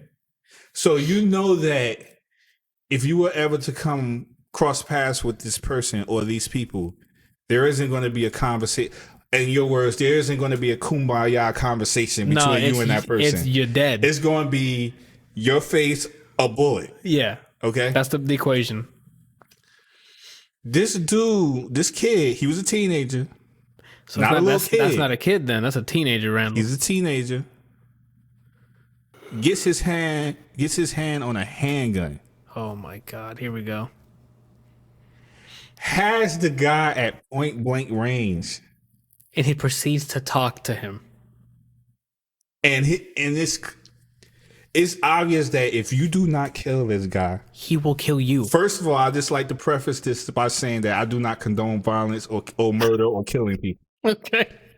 But you are in a situation that states, if I do not kill said person, he is going to kill me. It's called survival instincts. There are no other options. There's no option C. It's just A or B. One of us is walking away from here. He doesn't do it. Oh my God, dude. And fortunately enough, his aunt, because that's who Ruby Rose's character was to this kid, is his aunt. Fortunately enough, she was causing so much problems for the bad guys that they, instead of killing him on the spot, they used him as leverage. So that was his plot armor, so to speak. Because in any other situation, he'd have been done. Oh my God, that's. But he was just making dumb decisions after dumb decisions. One more thing, and then I'm done. Okay, go for it. If some people are chasing you and they are shooting bullets at you, and you and your aunt are able to find a secret location, because he lived in that buildings for so long, it had secret like compartments or whatever, like doors that would slide open and you can go into another room. What the hell? Like it was a really old building. That's why they were renovating it. Got it. Okay. So he knows where all the secret places are, like at least most of them anyway. Yeah. So these dudes are shooting at you and your aunt. You are able to get away because you know about this sliding door that allows you to go in, and then you. So you are concealed. There is no way on God's green earth that these guys could find you because you are in a wall. Yeah. He gets upset because he's upset with his father because of his mom died and he's angry with his father and he has resentment towards his father. And he gets so angry that he starts yelling at the top of his lungs and goes to grab the gun as if he's going to go and shoot his father. That gives away their position, and now sad people are now chasing after them again. You were completely safe. Wait, does a kid like in the story have like some sort of like mental health thing, or he's a normal kid? There was no mental health problems. There's no illness. There's nothing. They're just normal kid. Because he could have just had like some episode or something. No episode. He was just they were just sitting there. And they were trying to wait it out because you can hear the people walking on the other side of the door. Yeah, you hear like the footsteps or like them banging on stuff, opening closets and shit. And it's one of those situations where like you want to be absolutely quiet because even if they don't know how to open up the door, they can just open fire and you can be dead. The bullets know how to get through. Yeah. I don't know, man. That's stupid. Yeah, that are safe because you let your emotions get control of you. Of a situation that has nothing to do with your current situation, which is life or death. You decide to just get angry and slam your fist on the table. That just gives away your position. And now these dudes. How many people are in that spot? It's him, his dad, and then Ruby Rose? No, just him and Ruby Rose. In this particular situation, it's just him and Ruby Rose. So I don't know what the fuck would prompt it. At all? He blurted it out. It's kind of like if me and Anthony are having this conversation right now, and then all of a sudden he just decides to yell penis. I can't stop him from doing that. Especially if I don't think he's going to do that. Like I have no reason to think that I'm going to yell, and while we're especially hiding. When there are people on the other side of the wall with guns trying to kill us. That makes no sense. Yeah, that for him to like get that read, Brian, he must be from the future. Yeah. Kelsey says that makes me think of Black Star, the greatest assassin in the world. He announces his assassination as he's about to do it. How does that work? Bang Anthony Soul Eater. But we don't talk about Soul Eater the anime, so just let you know there. You're gonna say how does that work? As you saw, I saw a disappointment in that anime. Holy shit. So if I had to point to any downside of the movie, it sounds like that kid. Those forced plot moving events. They were probably like, how do we get him out of there? I don't know. The kid just rages, and now they have to get out of there and go on the run again. I understand that it's difficult to write a story where no one has plot armor, and like still have the movie be centered around this person. You know what I mean? Yeah. It's like because you have to get this person to the end of the arc, to the end of the movie. But I would like people to make better movies in the sense that it's kind of like that Game of Thrones vibe. It's like you have no idea who can get by. There's no safe. Yeah, no one who's safe. That feeling is fantastic. And even if you have a character who has to get from point A to point B in the movie, make it where it's like, yo, I don't know if he gonna make it, man. Like I genuinely don't know if he's gonna make it. He's got to pass the baton or something because he's not making it. Yeah, or like he's probably gonna die at the end, at the very end. Yeah. Or this is probably going to be one of those movies like Red Dead. Yeah, exactly. Where you play the main guy, but shit happens. So like, it's not always a happy ending. And which I don't understand because we already have movies that have bad endings. It's not like it's never been done before. People know that there are movies with bad endings, so you might as well just commit to set up the genre where it's like, look, this movie has Jason Statham in it, but I don't know if he's gonna make it. Someone might kick him harder than he kicks someone else. Yeah. So you never know. He can, You know what I mean? Come on. Like I think what I'm trying to say is like I think the stories in the future moving forward should be more about the stories and less about the character. What do you mean the world? Like make it more about the world instead of like, oh, this is our hero. Yeah. The hero arc. I'm kind of done with it. Yeah. The hero's gonna make it to the end. Okay. Then anybody who's probably with him can have a high chance to survive. So usually when they cut away from him, like, okay, someone's gonna die now, which makes it more interesting. It's not always like that though. But Logan, again, he made it all the way to the end. They gave him that fucking... But you said you think that everyone around him's going to survive too, and look what happens. Well, like I said, there are movies I don't know that have... There's exceptions to what he was saying, but like that's not the norm. Yeah, it's definitely not the norm. Well, I'm saying, because Anthony said the superhero role, like you weren't tired of it in that movie. Because it was more realistic. He was already losing his power. Like, he was already on the downhill when that movie started. And then near the end, it was like, all right, let's keep him going a little bit longer to get to the end. Like with the whole, they juiced him up at the end to run through the woods and stuff. I'm like, okay, like we get this. Like, let the adrenaline rush and then let him die, please, or something sad. At that point, after the first death, I guess spoilers for Logan. After Xavier passes, and then it's just him by himself. I'm like, now his plot armor starts, and that's where it ended up until the last bad guy was dead. But up until like before that, I'm like, I don't know who's gonna die, because even from the beginning when they first confronted like the tall skinny dude who was there, I forgot his name. He's played by that really funny British comedian. Yeah, I know him. The one who nerfs people's mutant powers. Yeah. Oh, well, Bryant's thinking about that. Like, even those confrontations, I'm like, yo, anyone can die here. Because I know the main star is Laura. Yeah. So, like, Logan could have died right there. And it could have been Laura protecting them two for the rest of the movie or some shit. But then once, what's the name died, and it was just up to him, I'm like, okay, so the plot armor begins. That movie was so sad. Something Smart. That's his last name.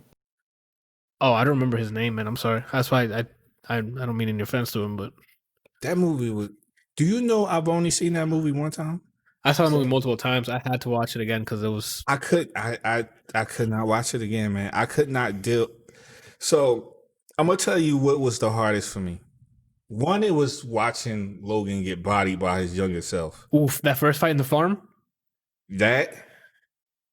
But the part that really, really, really like hits me up to my core, is when Xavier was laying there dying, and he was like, "It wasn't me. It wasn't me."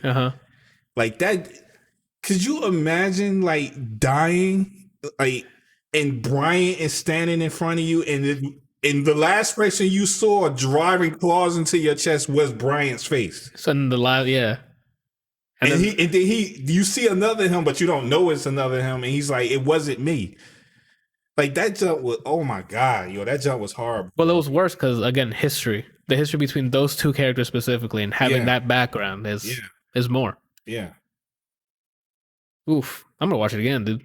I cannot. I think I watched it like four. I think I've watched it 4 times already. Because as soon as it went on sale, I bought it digitally. To this day, I've only seen it in theaters because I couldn't stomach watching it again. It bothered me too much. When the movie ended, I remember I did not speak until the next morning. The quiet car ride, I went to bed immediately, and then I woke up and then I spoke.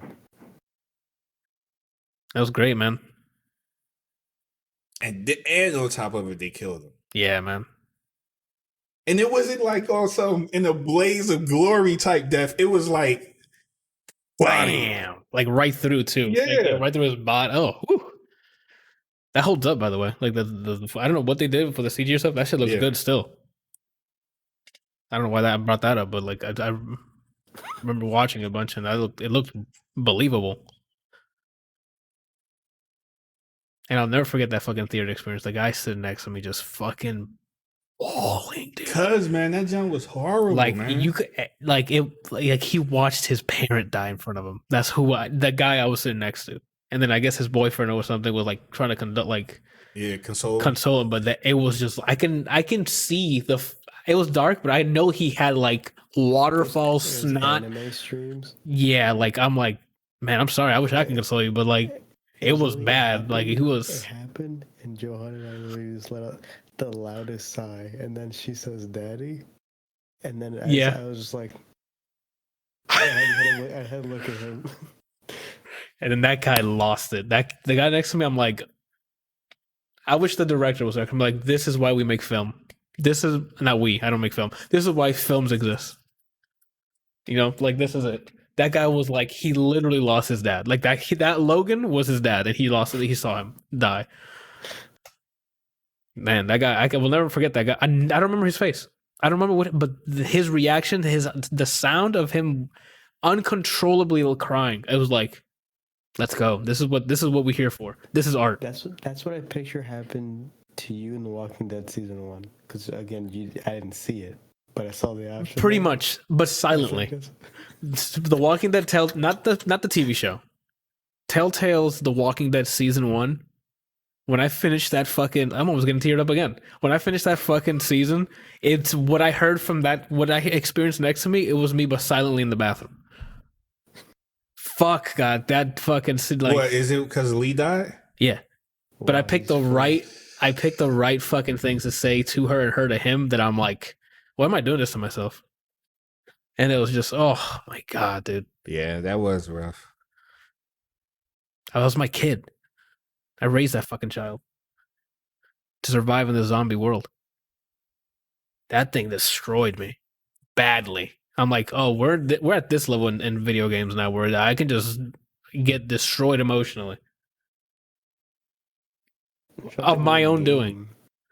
Huh? I'm trying to think what game got me that close, but I don't think for the same reason. I think because of nostalgia's sake. Mass Effect 3 Citadel DLC. Oh, you told me about that. Close. It had me pretty close. Kelsey said that's how I feel with freaking Detroit. Oh, then you got something to update next week then. Oh, he didn't tell y'all. No, because he hasn't been on this podcast. Oh, well then save it. Save it, please save it. Don't write in the chat. Tell me next week. I gotta hear this. I have to hear this now. Just don't say it in the chat. That's next week's content right there. Oh. But yeah, like that's the narrative-driven games. If they're like done really well, like Telltale's for the first season of Walking Dead, even fucking Wolf Among Us, dude. Like I fucking love that season, Wolf Among Us. So minus like the almost crying from nostalgia, I didn't cry, but I told you guys I had to stop playing Life is Strange because I literally was under like high levels of anxiety and stress playing that game. It got to the certain scene that I don't know if you want me to say, and then I was like, "Is that the one with the two brothers?" That's the one before. That's the sequel to the game he's talking about. Oh, okay. It got to a certain part, and I literally felt my whole body crumbling, and I was like, I need to stop playing this game, and I haven't played it ever since. I uninstalled it the same day. Well, I mean, I guess it's not a spoiler because it's part of the main plot point. So the plot point is you play as a girl who can control time to an extent. Like she can go back in time for a little bit, depending on the situation, longer than others, like other times. Sometimes you can go back a little, like an hour, a couple minutes, whatever the case is. In this situation, she can't go back far enough. But there's someone who's about to commit suicide jumping off the school building. And now you have to attempt to walk them back out. And there's no redo because she tried going back, but it's back to the conversation. Like too far in, like halfway through the conversation, depending on what you pick. And that every fucking thing you pick, it's her getting closer to the edge or staying still or kind of moving forward. But depending on what you pick, it's just her getting further and further back. And then you can or cannot save her, depending on what you pick. Jeez. I think it was a girl. I got up there. Yeah, it was. There's more weight behind it, too, because she's like... I don't know if... Because she's a close character. Yeah. To your character. Yeah. So you've already spent time with this character for a bit. So you don't really want her to jump. Like it's not like, oh fuck it, just do a flip. That would be like it's not Joel trying to talk Ellie off a ledge. Not that kind of relationship. It's not like a father daughter. It's like two close friends. Like it's. I don't know what would be the analog for that, but how I would give them. Like Sansa. Oh, okay. Go ahead. Imagine somehow Groot trying to convince Rocket not to kill himself somehow. Well, that's also like a father. That's also a parent. Yeah. Think Sansa and like in any of the fucking Starks. No, that's brother. That's like family. I don't know. I don't know what to give you. I'm trying to think. Hold on. It's just two close friends. I don't know what would be the analog for it at this moment. Like I'm drawing blanks. But we can't just have dead air here, so we'll just move on. And if you think of something, what are we talking about? We went to like the stories and stuff, like where people aren't like invincible. Yeah, I personally like that. Like that's why I'm bittersweet watching Dragon Ball Super, because it's filled with fucking plot armor. Like because it's an anime that needs to keep going and going, so characters you love can't die. So it's like, oh, what's the safety net? What's the safety net? So that's why I'm like, that's why I like it, but I wish we can evolve beyond this for Dragon Ball. Like, I wish Dragon Ball went, okay, we're going mature. People are going to be dying. There's no fucking safety net. Like, I would love that. Because now every move is fucking critical. It's not like, oh, damn, you sawed me in half, or like you put a knife through me. Sensu bean. All right, round 2. And it's like, then what are we doing, you know? My favorite episode and scene from the entire Dragon Ball series was kind of shat on because Vegeta comes back. Well, no, the best one is Android 16's death, when they actually committed to like there. That's like a really good scene, because that triggers Gohan's power. Like that was very good for that. Like that time, that was really good. Because it's not like, oh, we're just wish him back. It's like, no, he's dead. Like he sacrificed himself, and we're moving on.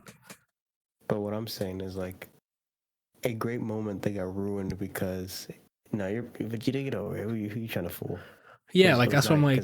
They wrapped up his whole arc from beginning to there in such a great way, and then now you're back, dude. You're back. Yeah. And it's like, okay, well, why are we talking about this? Did you find I feel like if they did, if Dragon Ball was to make a turn in that direction, even though they have like the Dragon Balls and they can wish people back, they should make it where you can't. There should be like some sort of stipulations, like you can't wish people back for like a very long time, or maybe there's some sort of sacrifice, like with with the Soul Stone, like a life for a life type situation. Oh, they have to trade someone, but that wouldn't work because they'll be like, hey, just trade it with some random Earthling. And well, no, with the Soul Stone, there's a stipulation, like it has to be someone you care about. Oh, that's true. So thank you. Kelsey was saying was about what I was about to say. Well, there used to be a stipulation you could only wish them back once. I remember that. In Dragon Ball Z, it was like, oh, you can only wish him back once. Now everyone's just coming in free, no charge. I don't understand. What they should do for an arc, which after what they're at in the manga now, I'm pretty sure they're done with it, is that I think they should have one of them, you know, Tai's always, I'm strong, insert how they find out about Goku, I gotta fight him. Mm-hmm. I want someone whose sole purpose was to summon Shenron to kill him. Oh, like wish him to be gone. Like somehow, I don't think you can wish that. No wishing. Either through technology or they're that strong, summon Shenron and literally murder him. Oh, I think you meant wished for Goku to die. You mean Shenron dying? Shenron getting murdered, and then that leaving the balls like gone. I don't know, man. Can he even be killed? By the way he was acting, I thought he was like a spiritual being. By the way he was acting towards Beerus could probably destroy him. Because he was sweating too. As soon as he saw Beerus was chilling there on the fucking lawn chair, he started sweating, and he's like, yes, sir. Yes, Lord Beerus. And I'm like, I mean, that tells me you can get killed. If you react that way to Beerus, you can get killed. The same way Beerus reacts to Zeno in that way, where he's like, fuck it. Like, that means you can get killed. But if Shenron was like, oh, sup, Beerus? What do you want? I'd be like, oh, shit, so Shenron ain't afraid. But, like, a frame 1, he was like, yes, sir. I can do that, sir. And I'm like, okay, well, then Beerus is just OP then. Make it a movie or something. Make it so a realistic backstory for the character. Kind of like what they did with Broly with the remake. Oh. Good backstory for the character. Give him some kind of unique strength instead of just, I'm yelling the color around me, now I'm going to beat your ass. Give him, like, some kind of unique ability. And just call it, like, Dragon Ball Super, the one who shot Shenron, or something like that. Or that's Dragon why Slayer. And I think that's why I like this tournament thing with the Champa versus Beerus, because all his contestants had some gimmick. Instead of just, I'm more stronger than you, like Vegeta was trying to punch through the fucking metal guy and he couldn't, because his is indestructible. The only way to beat him was like the way he did, like he had to ring him out, because the fire stuff was indestructible. He couldn't just blast him to death. The Winnie the Pooh guy was just bouncing everywhere, so he could survive that. Hit was skipping time. Like it had JoJo vibes. Where I'm like, oh, how are we gonna like destroy this character? And then like they had to figure it out, and like that's good. That's why I like this tournament, because that's why now I'm excited for Tournament of Power, because I'm like, if they're gonna do that with all universes, I hope they keep that mantra, you know. But I think how are we back on Super again? But I think that's the way that they set this in a better way that they did GT. Either a movie that they later turn into a season, someone who murders Shenron, or maybe they hear he's gonna try to do this, and then they summon him trying to get rid of something that involves Goku or Vegeta dying, and Shenron gone, and then it follows into a new series, call it whatever. You're following the kids now. I think that's why I find like I'm watching season 4 now and it's talking about like Trunks' future, and every time it goes to Trunks' future, I'm like glued because I'm like, oh, there's no safety nets here. It's just Trunks with a fucking sword. Like everyone else, Gohan lost an arm and died for Trunks. Both parents are dead. Bulma was the last one before, spoilers, she gets obliterated by Rose. And then yeah, like I'm like, oh, okay, this is dread. Like this is like humanity's at like we're fucked. They have a small resistance thing. Like now I'm glued. I'm like, oh shit. Like there's things are on the line. Where before they on the timeline we're on now, it's like somebody will kill him. It's fine. Someone will kill him. The bad guy? No, it's gonna be fine. That's why, even though people say should have stopped at Cell Saga, which I mean, I kind of agree. But then they made Buu Saga even cool earlier, dude. I would have stopped this Namek. Like, Buu Saga was like, yo, they're trying banana hair Goku, not enough. The kids coming together, banana hair, not enough. Vegito, not enough. In front of Piccolo, Super Buu murdered everybody. Looked him in the eye and went, everybody dead. Mm-hmm. Put him in Dragon Ball already. I'm pretty sure they can destroy the Dragon Ball, which would essentially kill him. Yeah, I guess so. I don't want it done like that because it's a stronger visual if he summons him and either just punches through him or something. That's funny. All right. How do we get here? The story again. I don't know. I might check out that Doorman movie because I'm kind of interested to see the action. I know you said it's not dope, but I'll probably give that a shot. And we're back on Super somehow. And again, to confirm, it's season 5 then, right? So once Tournament of Power starts, that's when you guys are watching me watch it. You know, the season you're on, once you know that's over, it's the one after. Correct. Okay, cool. Then I guess I'll let you guys know. I think I'm like maybe halfway through season 4 already, but we'll see. I'll let you guys know. Cool. Do I have anything else? After this current arc should be the tournament. Cool. I'm excited for that. 'Cause now after I saw like how they're gonna bring in new enemies, I'm like, okay, so it's not like, oh, I'm just stronger than you by power level. It's like, oh, this guy can fucking time skip. So like, okay, if they're gonna bring stuff like that in, I want to see the rest. It feels less gimmicky. I'd made him a Dragon Ball. Or even like the Frost, where like the whole paralyzing thing. I'm like, that's her thing. Okay, that's different. It's not like Frieza going meh, and then just like pew, pew, pew. He has that, but he had that move, but he relied on like getting close or getting somehow getting physical with the person, and then bam, and using the like, oh shit, and then gets him lit like lean lit, and then beats the shit out of him. That's different. Frieza would just abruptly just shoot him down like she did Gohan. Frieza, what it used to be was Frieza was the one that would torture you, and Cooler was the one that would go there, murder you, and then leave. And then now it just seems like Frieza is just because Cooler doesn't exist technically, or he does, but he does. He just doesn't bring back the capacity that we saw. Yeah, because they mentioned Cooler. He's like, oh, we should wish back Cooler, and then Pilaf and them wish something else, so they couldn't wish Cooler back. That's how they wrote that out. Fuck that, right? They brought back Broly. I want to see them bring back Cooler in the movie. Well, I mean, he's been mentioned, so he's canon still. So that'd be cool. It's possible. Put Super Buu in Dragon Ball. Okay. Let's move on here. The only thing I have left is the 21 Savage. I'm not a huge 21 Savage fan, like for his main stuff. So some decent instrumentals, I'll give him that. There's some choruses on here. I'm like, y'all signed off on this? How do you feel about the Drake song? y'all signed off on this? I'm like, heard it yet. I just know that he's in. The verse was fine. It's just it's Drake's verse is fine, and then 21 Savage tries some shit in the beginning. There's one that literally starts saying "pussy" for like a minute. The song's like, yeah, pussy, pussies, but 21 Savage saying I don't have his cadence. Just pussy, pussy, whatever for like a minute, and I'm like, y'all signed off on this, and I'm like, that's not. It's obviously not for me. They were talking about Does he go at any point in the song and go, "Oh wow, wow, wow, wow"? There's a bunch of tracks he does, not that lengthy, but he'll oh wow, like he'll do that.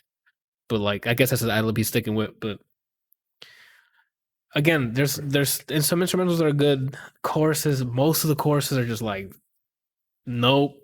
And then there's some cool verses by features that are in there. But then either his verse or his chorus just drowns it out. And I'm like, nope, sorry. That the majority of most of the tracks are just not for me. And then maybe they'll have like little pockets of them. I'm like, oh, okay, we're going in now. But then again, it's a percentage thing. Where like most of the song is just fucking whatever. I'm like, nah. And that's that. Like I guess this is just not. I don't think I'm the 21 Savage music is not for me. Because every album that comes out, maybe one song that'll come on like from his project, and I'll be like, okay, I can dig like a lot. No, you liked like 3 of them from the previous one. No, yeah, before a lot. You liked like 3 of them. That I did before, and never gotten a reaction from me, so I don't know. Which is what X. That's a single. I'd have to pull it up. I don't feel like pulling it up now. But gotcha, that's fine. But for the most part, now I was expecting some like funny tracks on here. Like I don't know, not funny, but like something I'm like, okay, this will make me laugh. Yeah, like entertaining stuff. But I'm like, nah, it just didn't. It didn't hit for me. Like it just didn't. I forgot to put it on here, but I listened to Bryson Tiller's as well. So I was confused. I didn't listen to it. Is it he re-released his first album or is it a new album? It's a new. To me, it looks like it's new stuff. But then again, I don't remember Trap Soul. So, did it have "Don't" on it? No, no, I don't think it did. The Anniversary. Okay, then different album, I guess. And it's, or maybe it. You know what? It might be just a re-release because a lot of it just sounds the same. He hasn't changed. If that makes sense. The Trap Soul type of beats and the way his rhythm, like it's more of that. So. I'm looking. And I'm not again. Bryce Tiller has some. I've heard him in some great features, but for his like trap R&B stuff that he does, I'm like, okay, it's fine. It's nothing that I'm like, yo, you gotta listen to this, and it's not like something I'd be like, oh, it's bad, don't listen to it. I'm really meh on it. Is it the same one? New, no. Okay, well, there's also. I think he has another track on there with Drake as well. Drake has a single or a yeah.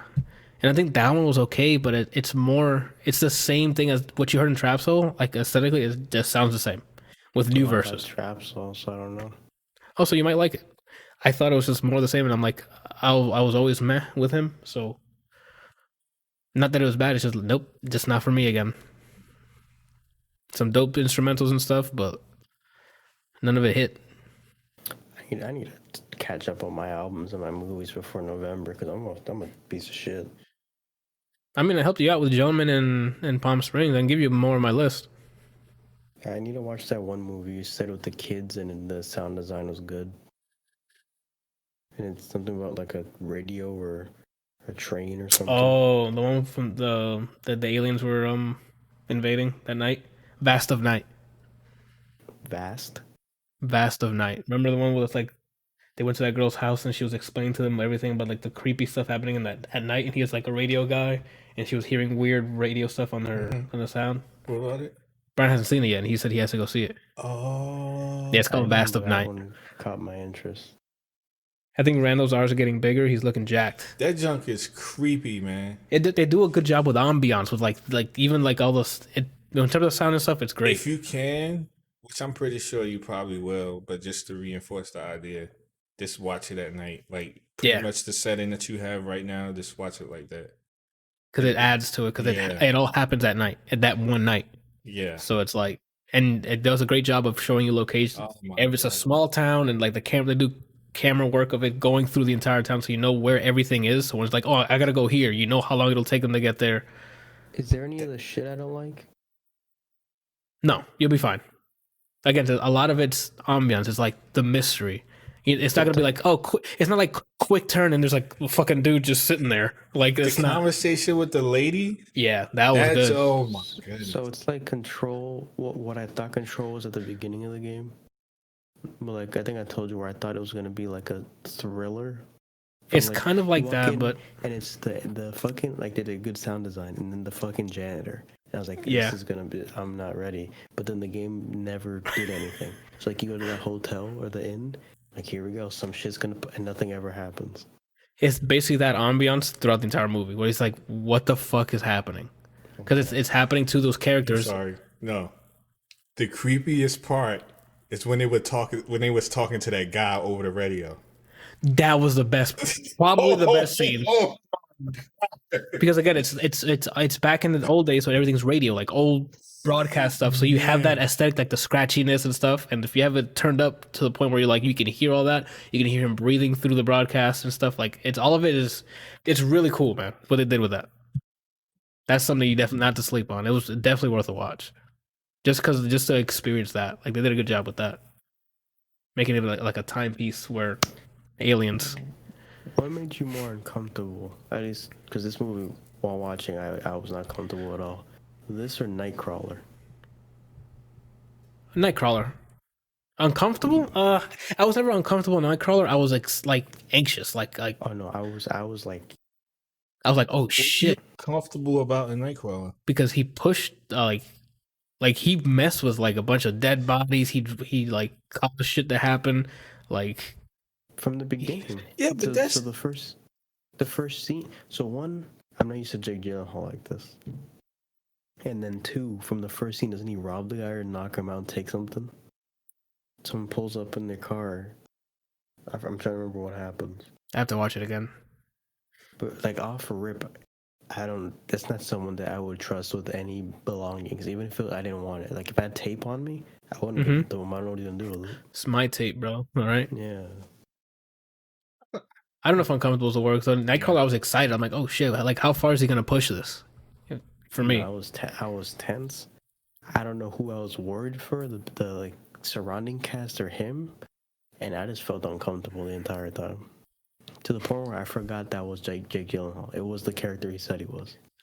Because he does a phenomenal job. If no one's seen Nightcrawler, go watch Nightcrawler, please. Do Jake Gyllenhaal, it's great. Him with this. You know what I'm saying? That shit had me. I don't know. And Vast of Night, again, like it's not. I think Nightcrawler is a better movie than Vast of Night. But Vast of Night is still like, it has its moments where it's like, it's gripping. It's like, oh shit, like it performed well. Another comparison for you. In Chapter 2, the scene with the old lady. Where does that compare with Vast of Night?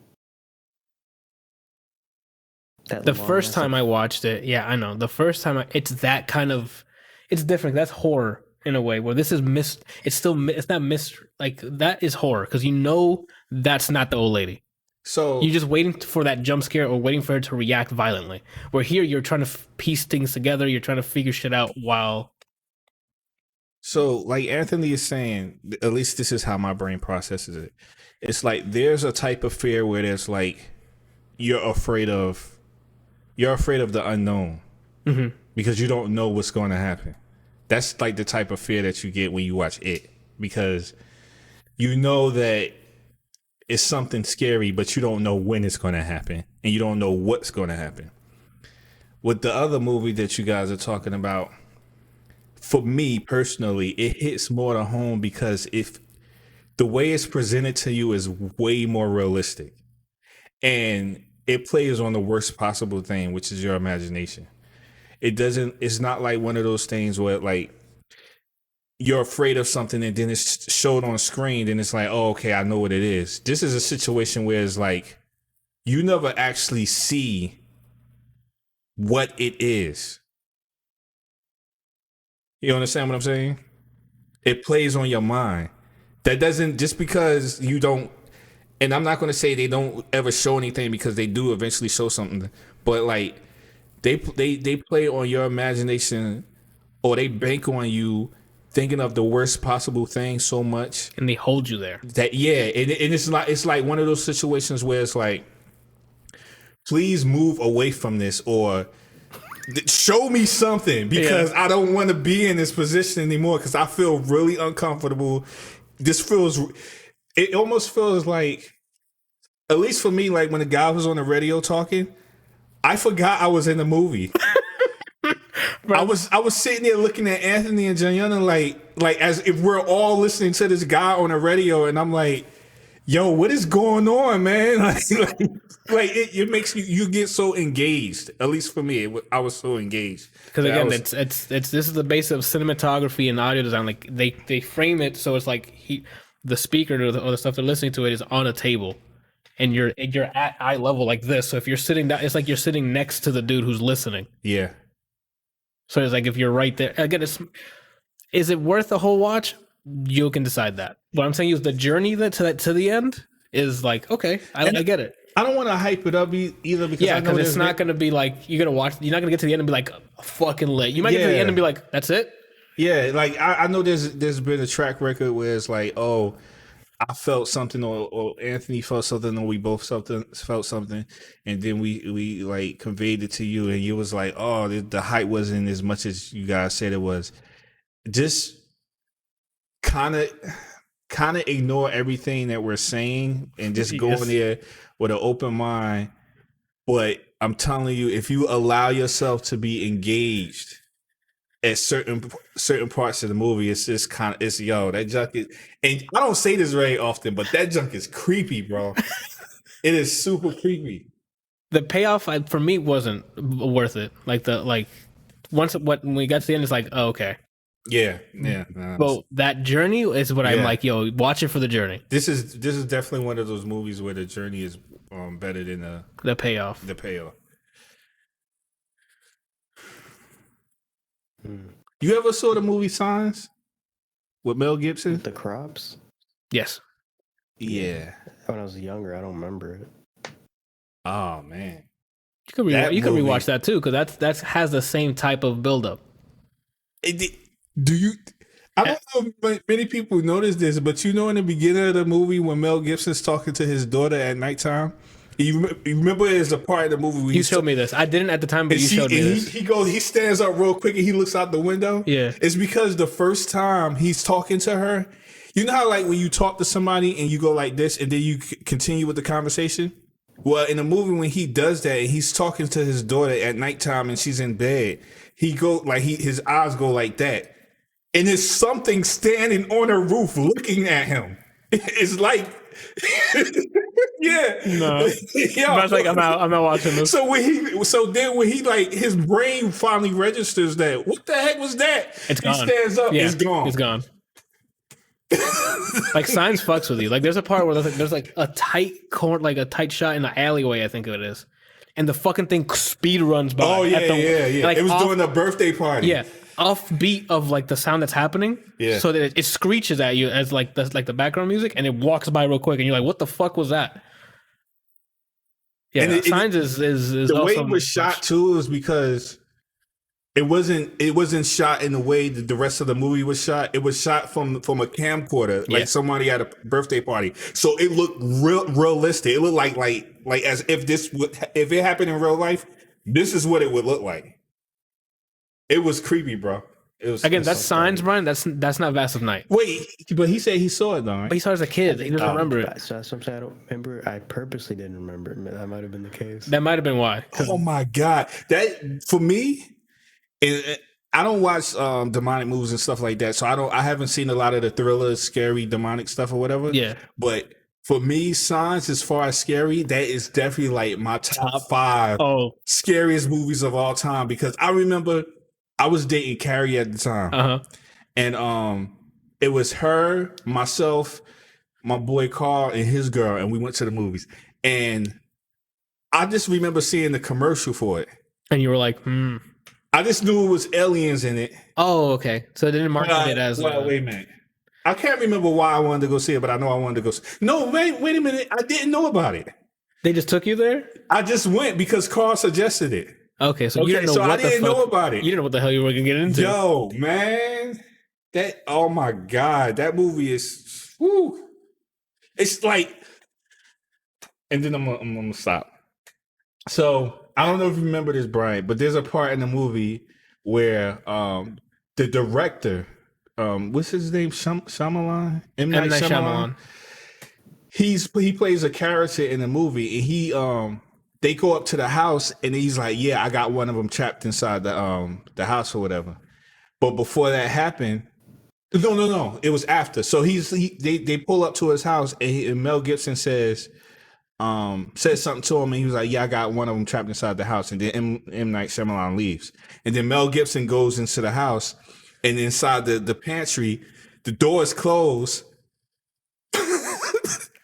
but you see the shadow walking back and forth on the other side of the door. And when the light shines through the crease. So it's kind of like if you were in the bedroom and you had the light on, and you kept walking back and forth, I can see your shadow walking back and forth, like underneath the door frame. Underneath the door, it was like that. And when he started talking to it, it just stopped. And then was like, "No, I got the fuck. No, Get me the fuck out of here, Gibson." Yo, oh my God, that movie was shot so good, man. Because it really, like, even though they did show the aliens, it wasn't like, okay, I know what it is. It was they like gave you a taste. They showed you, but you don't know what they're capable of. Yeah. So it's like, what the fuck are they doing? What's it doing? And when they show you, it wouldn't be on screen for a long time. It would literally be like seconds. Not even. That's way too long. It would be like a second at max. Yeah. It'll be quick. Whap. Vast of Night is not that. So again, you don't have to worry about things. But it gives you that eerie feeling, though. Yeah, it has the eeriness, but he doesn't have to worry about maybe like abrupt sounds, but not. Again, the jump scares are like, oh, you got me. That's what a jump scare is to me. Yeah. I don't want to see something staring at me on a fucking balcony. So Vast of Night belongs there. Yeah. So Vast of Night gives you the feeling that that's about to happen. Yeah. Like, oh my God, at any moment, because the way they shoot it, they'll let the camera like trail off as if something's gonna be there, and you're like, oh my fucking God, here we go, and it won't be anything. But you don't. But at that point, you're like, oh, it's conditioning me. It's gonna wait for the last fucking time, and it's gonna be something there now, and just keeps you there. Watch this by myself. Then if it's gonna make me think someone's gonna look at me, I don't know if I can watch this by myself. Oh yeah, man, it's definitely gonna do because they're long shots. Yeah, there's a beautiful shot where it's like going through the town. Yeah, and it's like going past corners and stuff like that, and the whole movie's at night. Yeah, it happens in one night. So yeah. It's super creepy, yo. Really eerie. If I think something's gonna be there, my mind is gonna make me see it there, even if it's not there. You're gonna start looking around. The thing is, it's shot so it wants you to look around to see if you catch it. Mm-hmm. It's good stuff. All right, I like how that movie happened. When did we see that? I was like March, April. Yeah, it was like March. I guess it is Halloween time, so I guess thrillers and horrors are on the menu. You should rewatch Signs. Yeah, absolutely. That is a really good movie. I'm not by myself. If you tell me the first scene, I'm not by myself. Gotcha. Okay, that's fair. God, film is so great, man. If it's just a jump scare movie, whatever. You don't. You got me. Yeah. Did you see Lady in the Water? That's another M. I think M. Night Shyamalan movie. Yeah. He has not. In the water? I don't think he has. Did you see it, Anthony? I saw it once. I haven't seen it since, but I was younger. Is it in with puddles? Yes. Well, any water. I think so. It takes place in this apartment complex. So I didn't see the whole movie, but I know that I walked out and I saw Dad watching it. Then maybe because that's man, yeah. You need to watch that too. There's this part in the movie where you know the one thing that you hate, which is the standing there thing. The whole silhouette thing with something just standing there. Yo, if I had to rate out of every movie that I've ever seen that had that element in the movie, this is number one by far. Oh, No, you got yo. I will watch it with you just so I see your reaction. Yo, that junk is oh my god, man. And not only that, it stares there for a little bit, but then it starts coming towards you. Yeah. I can imagine Brian's edit of that film. It's him. He sees it. He like gets startled. It starts coming at him, and then gunfire. It's just fucking shooting at him. Oh my gosh, that's fun, eh? Yeah, October's that time. It's horror, suspense, mystery, spooks. That's what made what's the name of that movie? The Invisible Man. I haven't seen that either. What do you mean? Did he go to the movies with us to see no, it? You guys talked about it. I didn't see it. It was just me, you, and Janana who went to go see it. You got to see that too. Man. Yeah, you can add that to your list. That's this year, so you can add that to your list. Any of those by myself? That's fine. Watch it with Mom and Grandma. Will love it. You can hear Grandma go. I'm not watching with them because I can already not hear when she's walking, so I'm not gonna give her any ideas. Oh, because she'll probably want to scare you after that, just for the hell of it. Because I always thought I scare movies. Time to scare Brian. I don't want to be the guy that accidentally swings on their grandma. Jeez. So then we need to make a day where we can watch. Brian has like 5 just horror movies and thrillers. He already has like 5 movies he needs to watch. Off my list.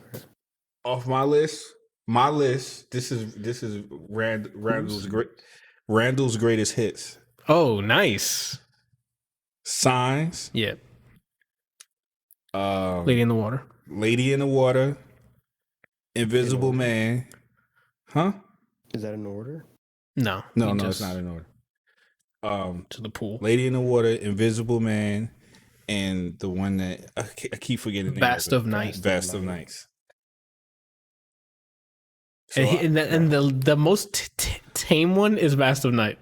Oh yeah, by far. And the rest, you're gonna fucking by hate that experience. The rest of them are not nail biters. Yeah. Like I mean, like sweating. I mean, I'm free weekends, but I'll let you guys know that if we watch these all on the same day, and I'm being serious, one of you have to stay up a pretty late time just to make sure I'm not gonna shit myself. Jeez, that'll be Randall. What you mean? I'm usually the one that goes to sleep before y'all. That not recently, Randall. You've been staying up later than almost anyone. Not anymore. Oh, okay. I went to bed last night at 9. Oh, okay. I've been trying to go to bed at 9 and get up at 5. Okay. Oh man, yeah, movies are great. Film is just oof. So about that Spectre movie too, by the way. What is that? The game, first-person shooter called Fear. That one fucked me up too. I didn't know what the hell I was getting into. But that one is a lot of that. It's first person. He went up a ladder, looked up. There's a little girl just staring at him. I literally pissed myself. Yeah, that game has a bunch of those. Like it fucks with you. That's a no Bryant game because it's just that over and over again.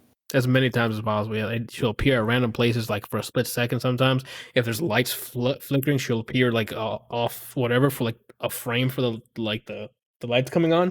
The lights turn off, she's gone, and it's like okay, well, it's a bunch of that, and she fucks with you throughout the entire game. Cause it's one of those situations where it's like if you're in that situation, you're like as soon as that happens, you're like I'm out. I'm not staying here. But it's not the case. It's you don't know how long has she been there.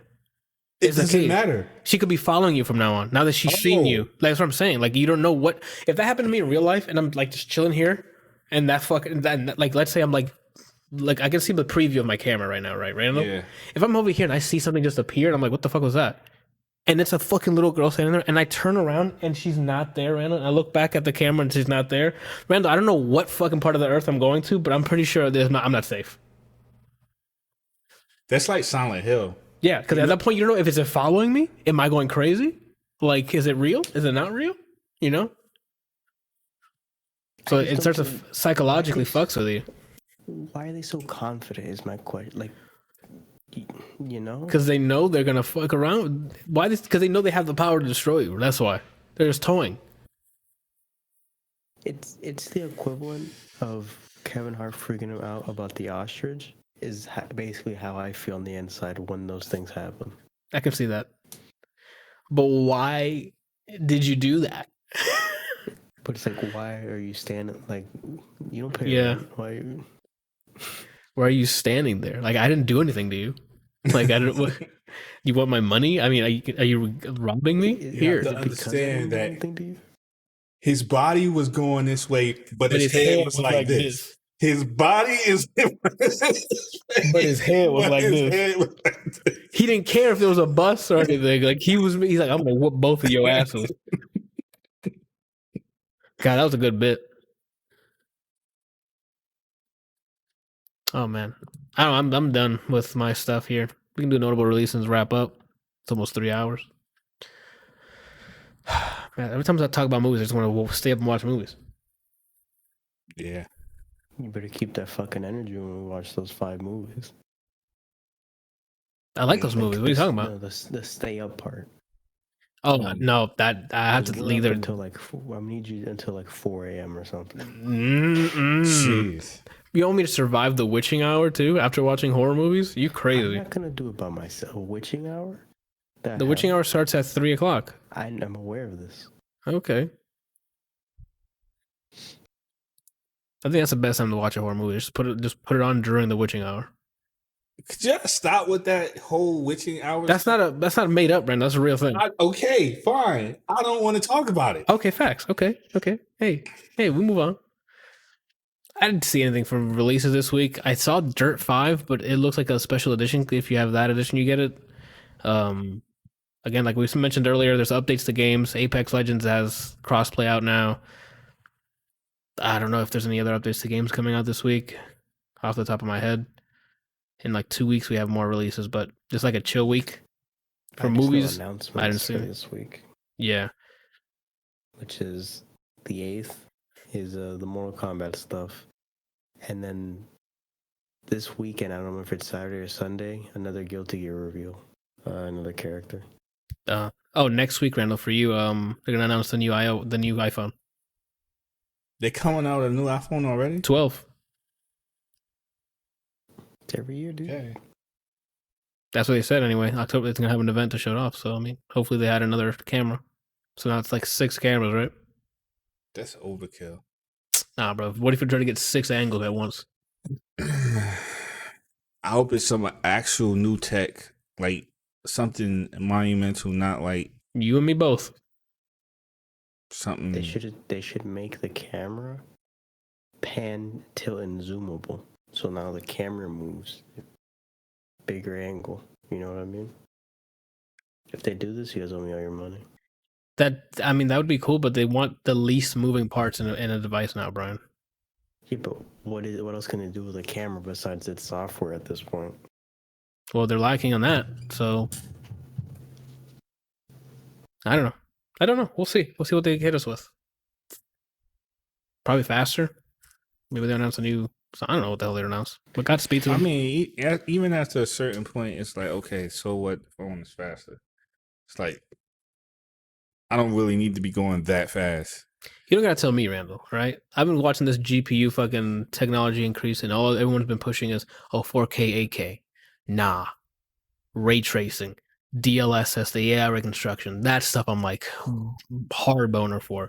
Oh, it can run a game at 60 FPS at 4K. I don't care. Is the game rendering something, doing a new technique in rendering? No? Okay, then. Okay, cool, thanks. I can run in 4K. I need to go buy a 4K monitor to do it then. I liked when we were at the point where we were trying to make hair look real. I think that was our peak. That was our peak? No. I was excited when they're like, oh, Geralt's hair, real hair. Lara's hair, real hair. I was like, what? Yeah, like Kelsey, can it run Crysis? I don't give a shit if it can run Crysis. Unless Crysis is doing some crazy shit with rendering techniques. Like the whole thing is ray traced, or like they're doing something new, you know? I don't know. Like, oh, we were able to push this car to the draw distance is like all the way the fuck over there. Why we would care for that? I don't know. But like, for me, when I would say the thing that like really like my hair thing, like it was for hair, it was for Bryant. Yeah. For Bryant was here. For me, it was when they started populating scenes. Populating, like high populating scenes. Like when you remember how like games used to be where like you would go into a room or walk down the street or something like that and it'd be like 3 people. Oh, okay. Now you go into a game and it's like it's a world of people. It's people driving by. It's people doing different animations. It feels alive. For me, that's when it was like we're making progress. Yeah, that's when I felt like things were like really, really changing. I mean, aside from like the models looking more realistic, but it was like it's not just 3 characters on the screen or in a room. Now it's like when you're in I think that was still Africa. I think. But in Uncharted, when you go through the market, that thing, the tower, and the bell tower falls. Like a market, yeah. And you like, it's so many people. You're like going like this. I was like, yo, that junk is cool. It breathes. It helps breathe new life into the scene because like, it's a market. It should be crowded. Mm-hmm. It makes sense. Makes it more realistic. It makes it believable, I guess. Yeah. But they started doing that. I think the first time I saw that and I was like really impressed was in I think I was watching you play Max Payne, and it's like a club scene. Or the favelas or whatever. I think it was the favela because you go through the favelas and then you go into like a Colombian club or something. Yeah. And then it's packed with people. Yeah. You're in Brazil, Anthony. It's not a Colombian club. Did I say Colombian? I'm sorry. I'm in Brazil. Racist. Yeah, that game was good. I should replay that. Just shoot more people in the cock. No, that was only online. Okay. I don't know why that was my go-to destination for my bullets, but that was weird. All right, Beeps. Let's just wrap this thing up here. Randall, what you gonna be doing this week? Am I gonna be modeling soon or what?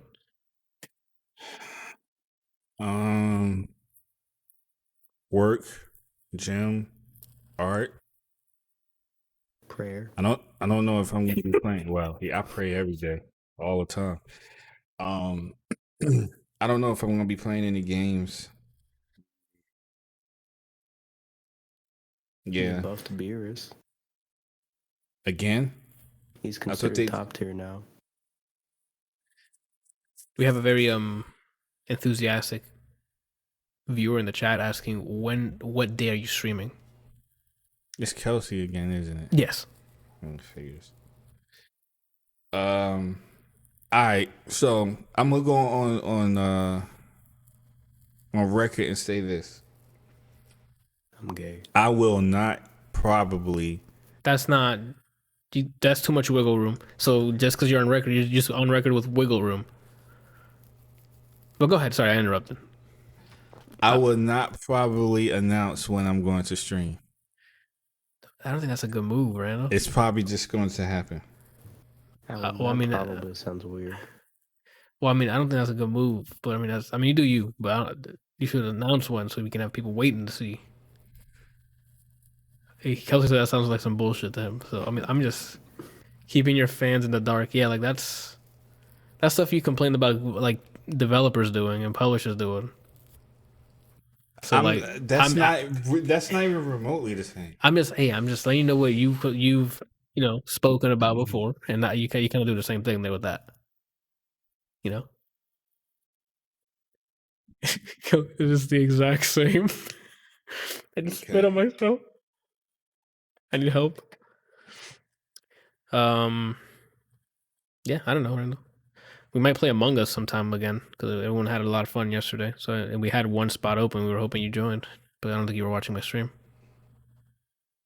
Among Us? Yeah, the one we have to if you get an imposter, you have to kill everyone, and if you're a crewmate, you gotta repair stuff. The space game. Yeah.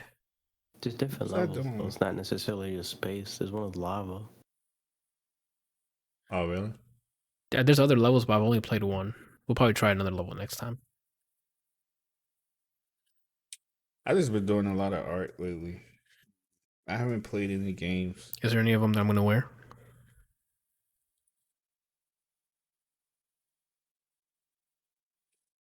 For the podcast listeners, Anthony's just blowing kisses.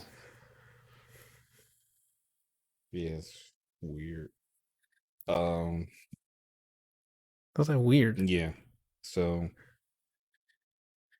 yeah. I don't know how much gaming I'm going to be doing in the next couple of weeks. I mean, Kelsey said you should draw on stream, even if it's just not you. But I'm drawing. I can't show on stream. Oh, okay. Because it has to do with my clothes. Oh, okay. I mean, some people do that. They draw their merch on stream, and then they're like, "Oh, this is gonna be the merch for later." I've seen that happen. Some people post the art like on social media and stuff, and then people are like, "Oh, Facility has merch," and then they'll throw like a limited run of the shirt, and they'll sell that. I forgot what the website. There's a specific website for like t-shirts and stuff. You can throw like a limited run. You just give them the design. Is it called limited run, or are you just fucking around? There's a website like that for games. So like the physical copy with the vinyl for Skullgirls for Switch that I missed out on. It was limited run. Okay.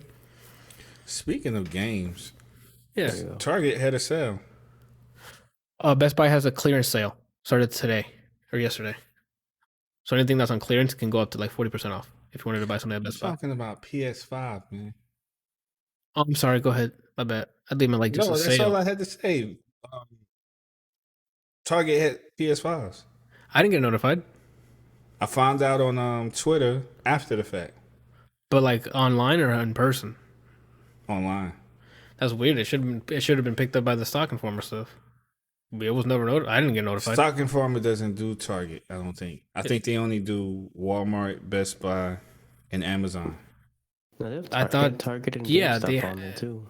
Yeah. Oh, I'm sorry, and GameStop. I think they also have Target, dude. Really? I think so, but I mean, I guess maybe it's just not showing up. That's kind of weird because that's the only retailer stores that I've seen on there. Gotcha. Okay, that's weird. That's unfortunate. Maybe it's because you said it for digital only. Maybe it was the disc version. Maybe that's weird.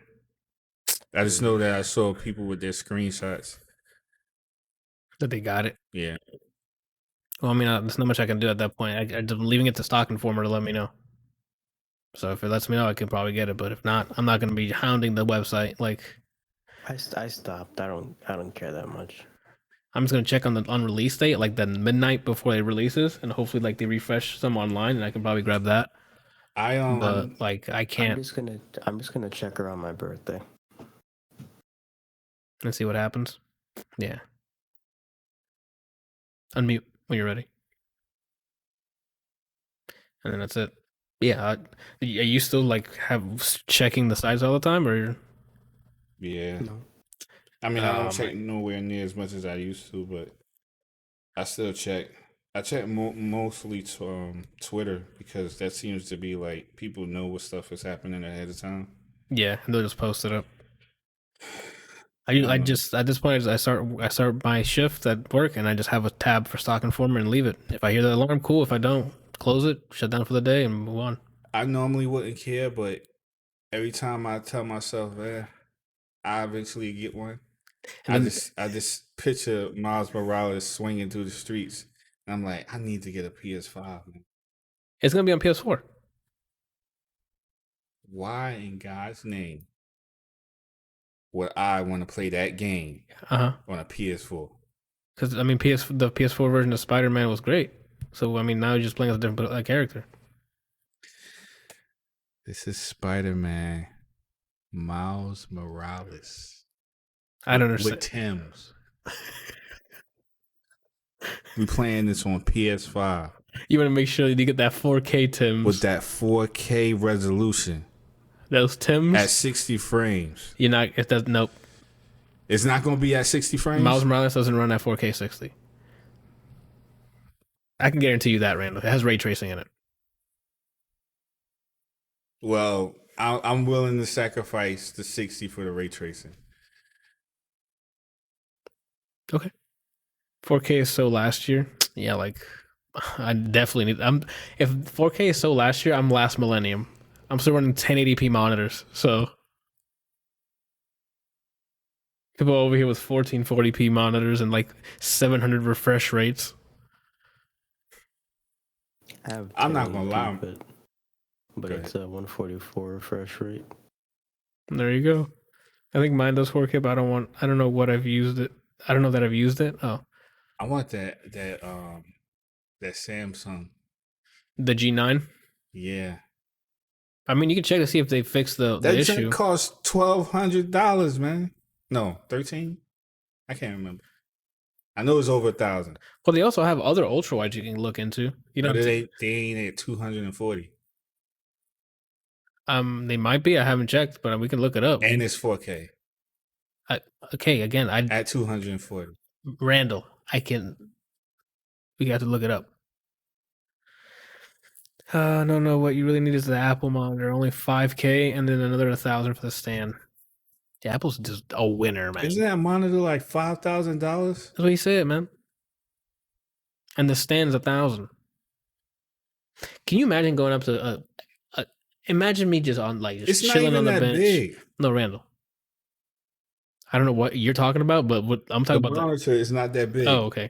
I don't even think it's bigger. It's not bigger than the one that I have now. Well, Randall, look, the stand costs $1,000. In this day and age, Randall, if someone walked up to me and said,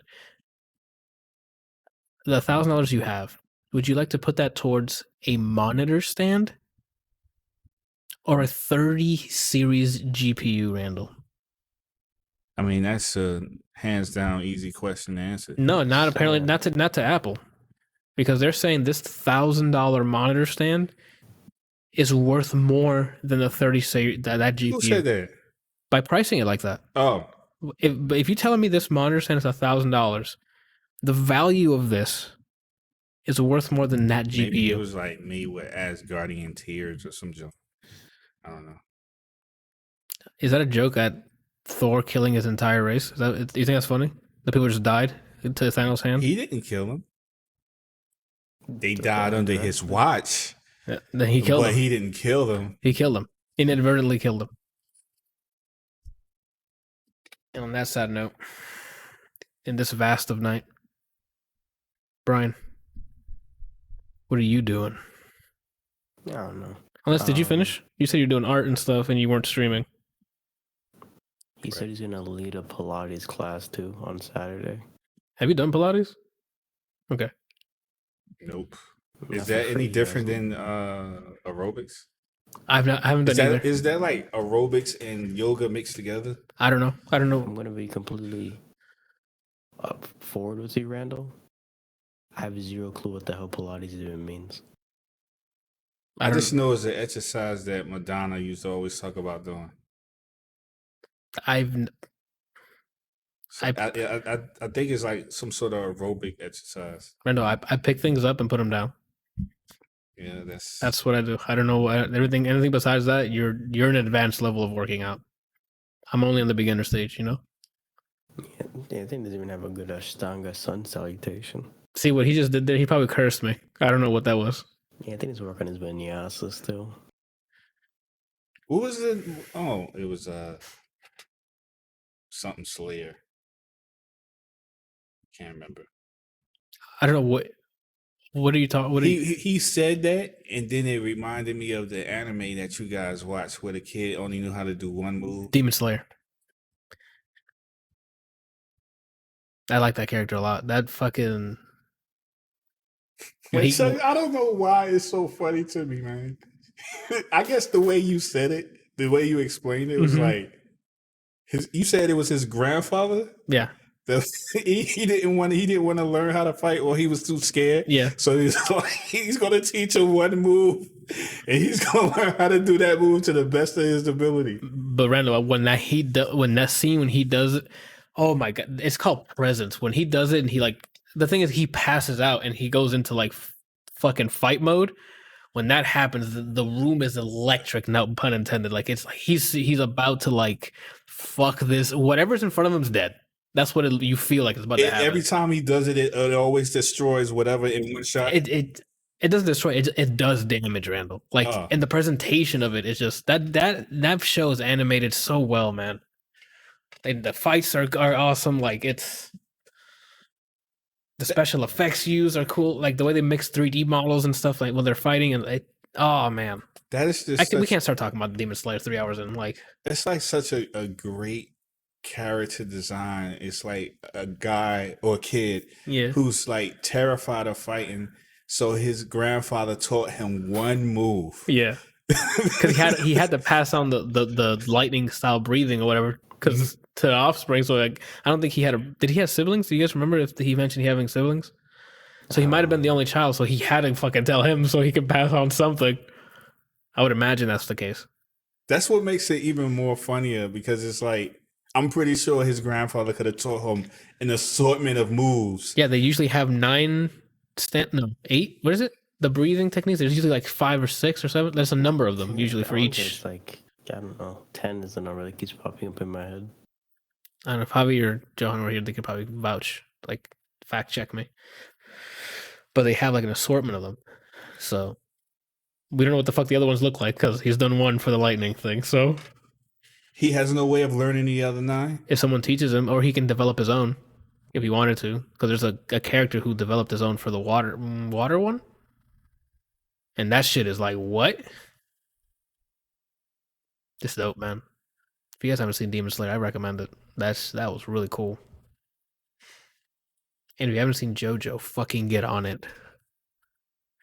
Giorno Giovanna. Jotaro. Blues. Jotaro. Senbyo Keiga. Nichigo Keiga. Jotaro. Senbyo Keiga. Yeah. Umbyo All right. Keiga. Brian, what are you going to be doing besides counting down? Or counting up? Down, I think it was. Didn't you say Wednesdays are co-op days or whatever? Is that what you're trying to do? Okay, so wait, hold on. On my schedule, because it's a busy week for me tomorrow, I won't be streaming. I'm helping a coworker move, so I'm not going to stream tomorrow. And then Thursday, I think I'm free, so I might stream something. So if you want, Brian, we can do the co-op thing Thursday this week, because that's when I'm free. And then Friday, a coworker's having it's his birthday, so he's probably going to go out for a drink or something. And then that's it. It's the weekend. I'll probably, I don't know if I'm streaming. I'll record some stuff on the weekend because Janiana works. So I don't know what we're recording. I might do some Life is Strange so I can finish that, or maybe some more Fall Guys because Fall Guys is always fun. So Randall, if you're trying to play some Fall Guys Saturday or Sunday, new season starts Thursday. Oh, that's perfect timing then. We can try out some new stuff. And that's about it. So yeah, tomorrow I won't be streaming. I'll be busy helping a friend out. So I now you can go. No, I'm trying to figure out which days. Like if I were to stream consistently, and I'm thinking Wednesday, Thursday, and then one of the weekend mornings. But I don't know what the hell I'm going to stream. I don't know what I'm going to stream tomorrow, right? I don't know what my new sub goal is going to be. I don't know what my new emote's going to be, because I have another slot now. I'm just doing things. So you're in the R&D phase. That's fine. I'm trying to think what. I know what you should. Oh, I know what you can do. Done. Make a PogChamp version of Super Boo. Like Super Boo doing the. You're welcome. But that's not my. Vegeta's my favorite character. Randall, like. So Brian, here, here's a new idea. So make a PogChamp version of Vegeta. But it's Vegeta. You're welcome. Fucking Christ, dude. Maybe it's. I don't need a Pog though, because I have an A. Yeah, but how about you go A? You know, like you're singing. What I was thinking of doing is it either going, as you know, I have A, so I'll put it in the chat that, but looking at the present and be like, oh, or you know how my emote is like the Fallout Boy, angry. Excuse me. The boy from Fallout, Steve. Oh. I'm like, that has to do with Fallout Boy. I'm like, I thought that was regular Fallout. Like that, I didn't know that was their. I thought you were like just saying the band. I'm like, I didn't know that. The other idea was that, but when I do that sitcom smile, so I'm like, oh, you could do that. Like I don't know. But you might want to do that. If you're gonna do that, put actual lighting though. Otherwise, cutting your face out from the. I'm not gonna take a picture of myself. It would be I just finished telling you, looking like Steve, but that face. No, you should do your actual face. Oh, he flicked me off. So we'll see whatever that is. Yeah. So Wednesday's up in the air. I don't know what I'm doing. If anyone has any more emote ideas or sub goal ideas, dude, what you should really do, Brian, is make a PogChamp version of Vegeta. So then Thursday, whatever this guy wants to do. Friday, I don't know what I'm doing. Probably just, I don't know. I know. Actually, you know what we could probably do for Thursday? We can start police stories. You can just parsec into mine, and we can start doing police stories. I feel like I'm going to get you killed, so I might as well. Will it not be too much because I'm going to be streaming and in your parsec and then you're streaming? Oh, facts. Those facts. That should probably be something recorded. I recorded on the weekend, yeah. Okay. Fuck. I don't know. We could probably just restart Genesis. That. Anywho, we'll figure it out. I don't know, but yeah, streaming 3 days, I'm trying. What I'm streaming, I still don't know. Do you have a day for music? Or you don't do the music anymore? I've been hesitant because I don't want to play a kick sound and then my whole channel's down. Facts. Okay, I forgot about the sound. That's stuff. Still a thing? I think so. I heard people are still playing music. Yesterday, I heard someone. Go ahead. People are still producing. Lemmy produces on his stream. T-Pain does. Yeah. It's just that I have really bad luck. And so I know that if I do it, I play one note and then you're like, what happened? And I can't stream anymore. I mean, I would try it, Brian, R&D time. Like, let's see what happens. Because especially if those big time people are doing it, nothing's happening. But then again, that's more reason for them to go after the small guys. I don't know. It's you being creative. I don't know. Like, it's not like you just playing someone's song. I don't know. It seems unlikely. That's what I'm saying. I said go for it. Again, a lot of times where I think that won't happen. But then my luck is like, zombie okay. Jotaro. Jonathan, I don't think they're banning people straight out. I think you get hit with a. You get a 24-hour first, I think, and then you get like a day. No, 24 hour. I'm sorry, 24 hour a week, and then either permanently or a month or something like that. I don't know. Yeah. I forgot what it was. I don't gotta worry about that. I ain't worried about none. I don't know. And supposedly Twitch is like having some new service. I forget what it's called, but some new service where they have their own with the free music. Yeah, that's gonna be rolling out soon, but not to everybody. I'll try doing the music next week when you're not moving on a Wednesday, and then everything will be more consistent. Yeah, it's an off week.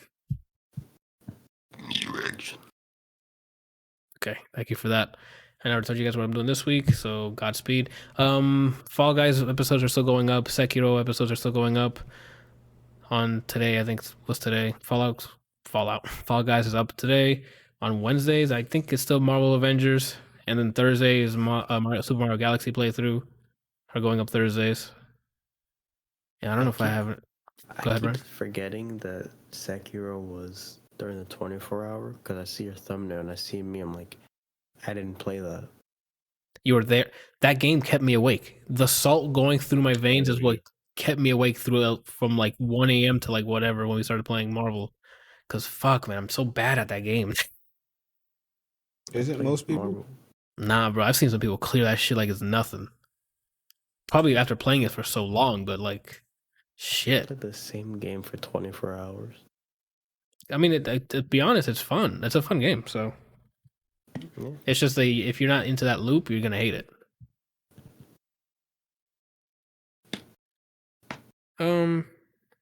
That's it, people. Episode 112 in the books. We'll be back next week. Go to the YouTube channel, youtube.com/ADLR Plays, because God forbid YouTube lets me rename fucking URL links. Oh, speaking of names, what's up? I was able to acquire my name on Instagram. Which one? Loaded up? No, I'm sorry. You had loaded up already. 75? Who was it? Yeah, no. This is a problem, man. If you have so many accounts, you have you don't know which one. I don't have so many accounts. It's only like 3. 17. Oh. I'm trying to remember. I'm just trying to remember which platform it was on. Twitch, maybe? No, it wasn't Twitch. It was.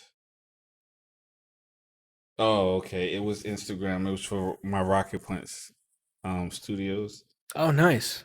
So before I couldn't use the name, I had to put an underscore underneath it. But I decided to try it like 2 days ago, and apparently it took. It took. Nice. So after that, I went like trying my other ones, and still no dice. No, you can't win them all, Randall.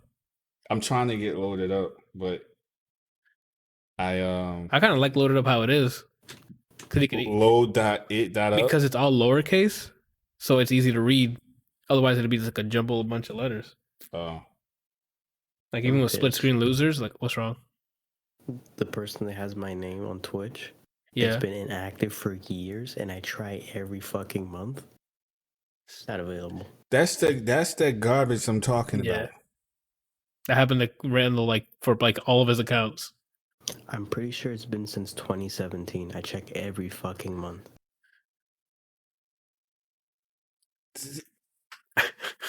Can you? I'm not going to even go down that. Like that's just dumb. No one's using it. On the names that I'm looking for, no one is using it. They have no followers. They not following anybody. It's dead. I don't have an answer for you, Randall. Like I don't know how they manage their users. And none of these platforms have anything set up so you can contact them and be like, hey, I need this name, or I want this name because it's not being used. It's just sitting here dead, and I don't want to put 3 underscores at the end of my name. Can you please let me have this name? Well, I think Twitch has a help desk you can contact for that. But yeah, I think it's to call them. I don't think it's like an email thing. No, they specifically say when you're trying to submit a request, we don't do Twitch name. We don't like you can't request for them. Like this guy doesn't do anything.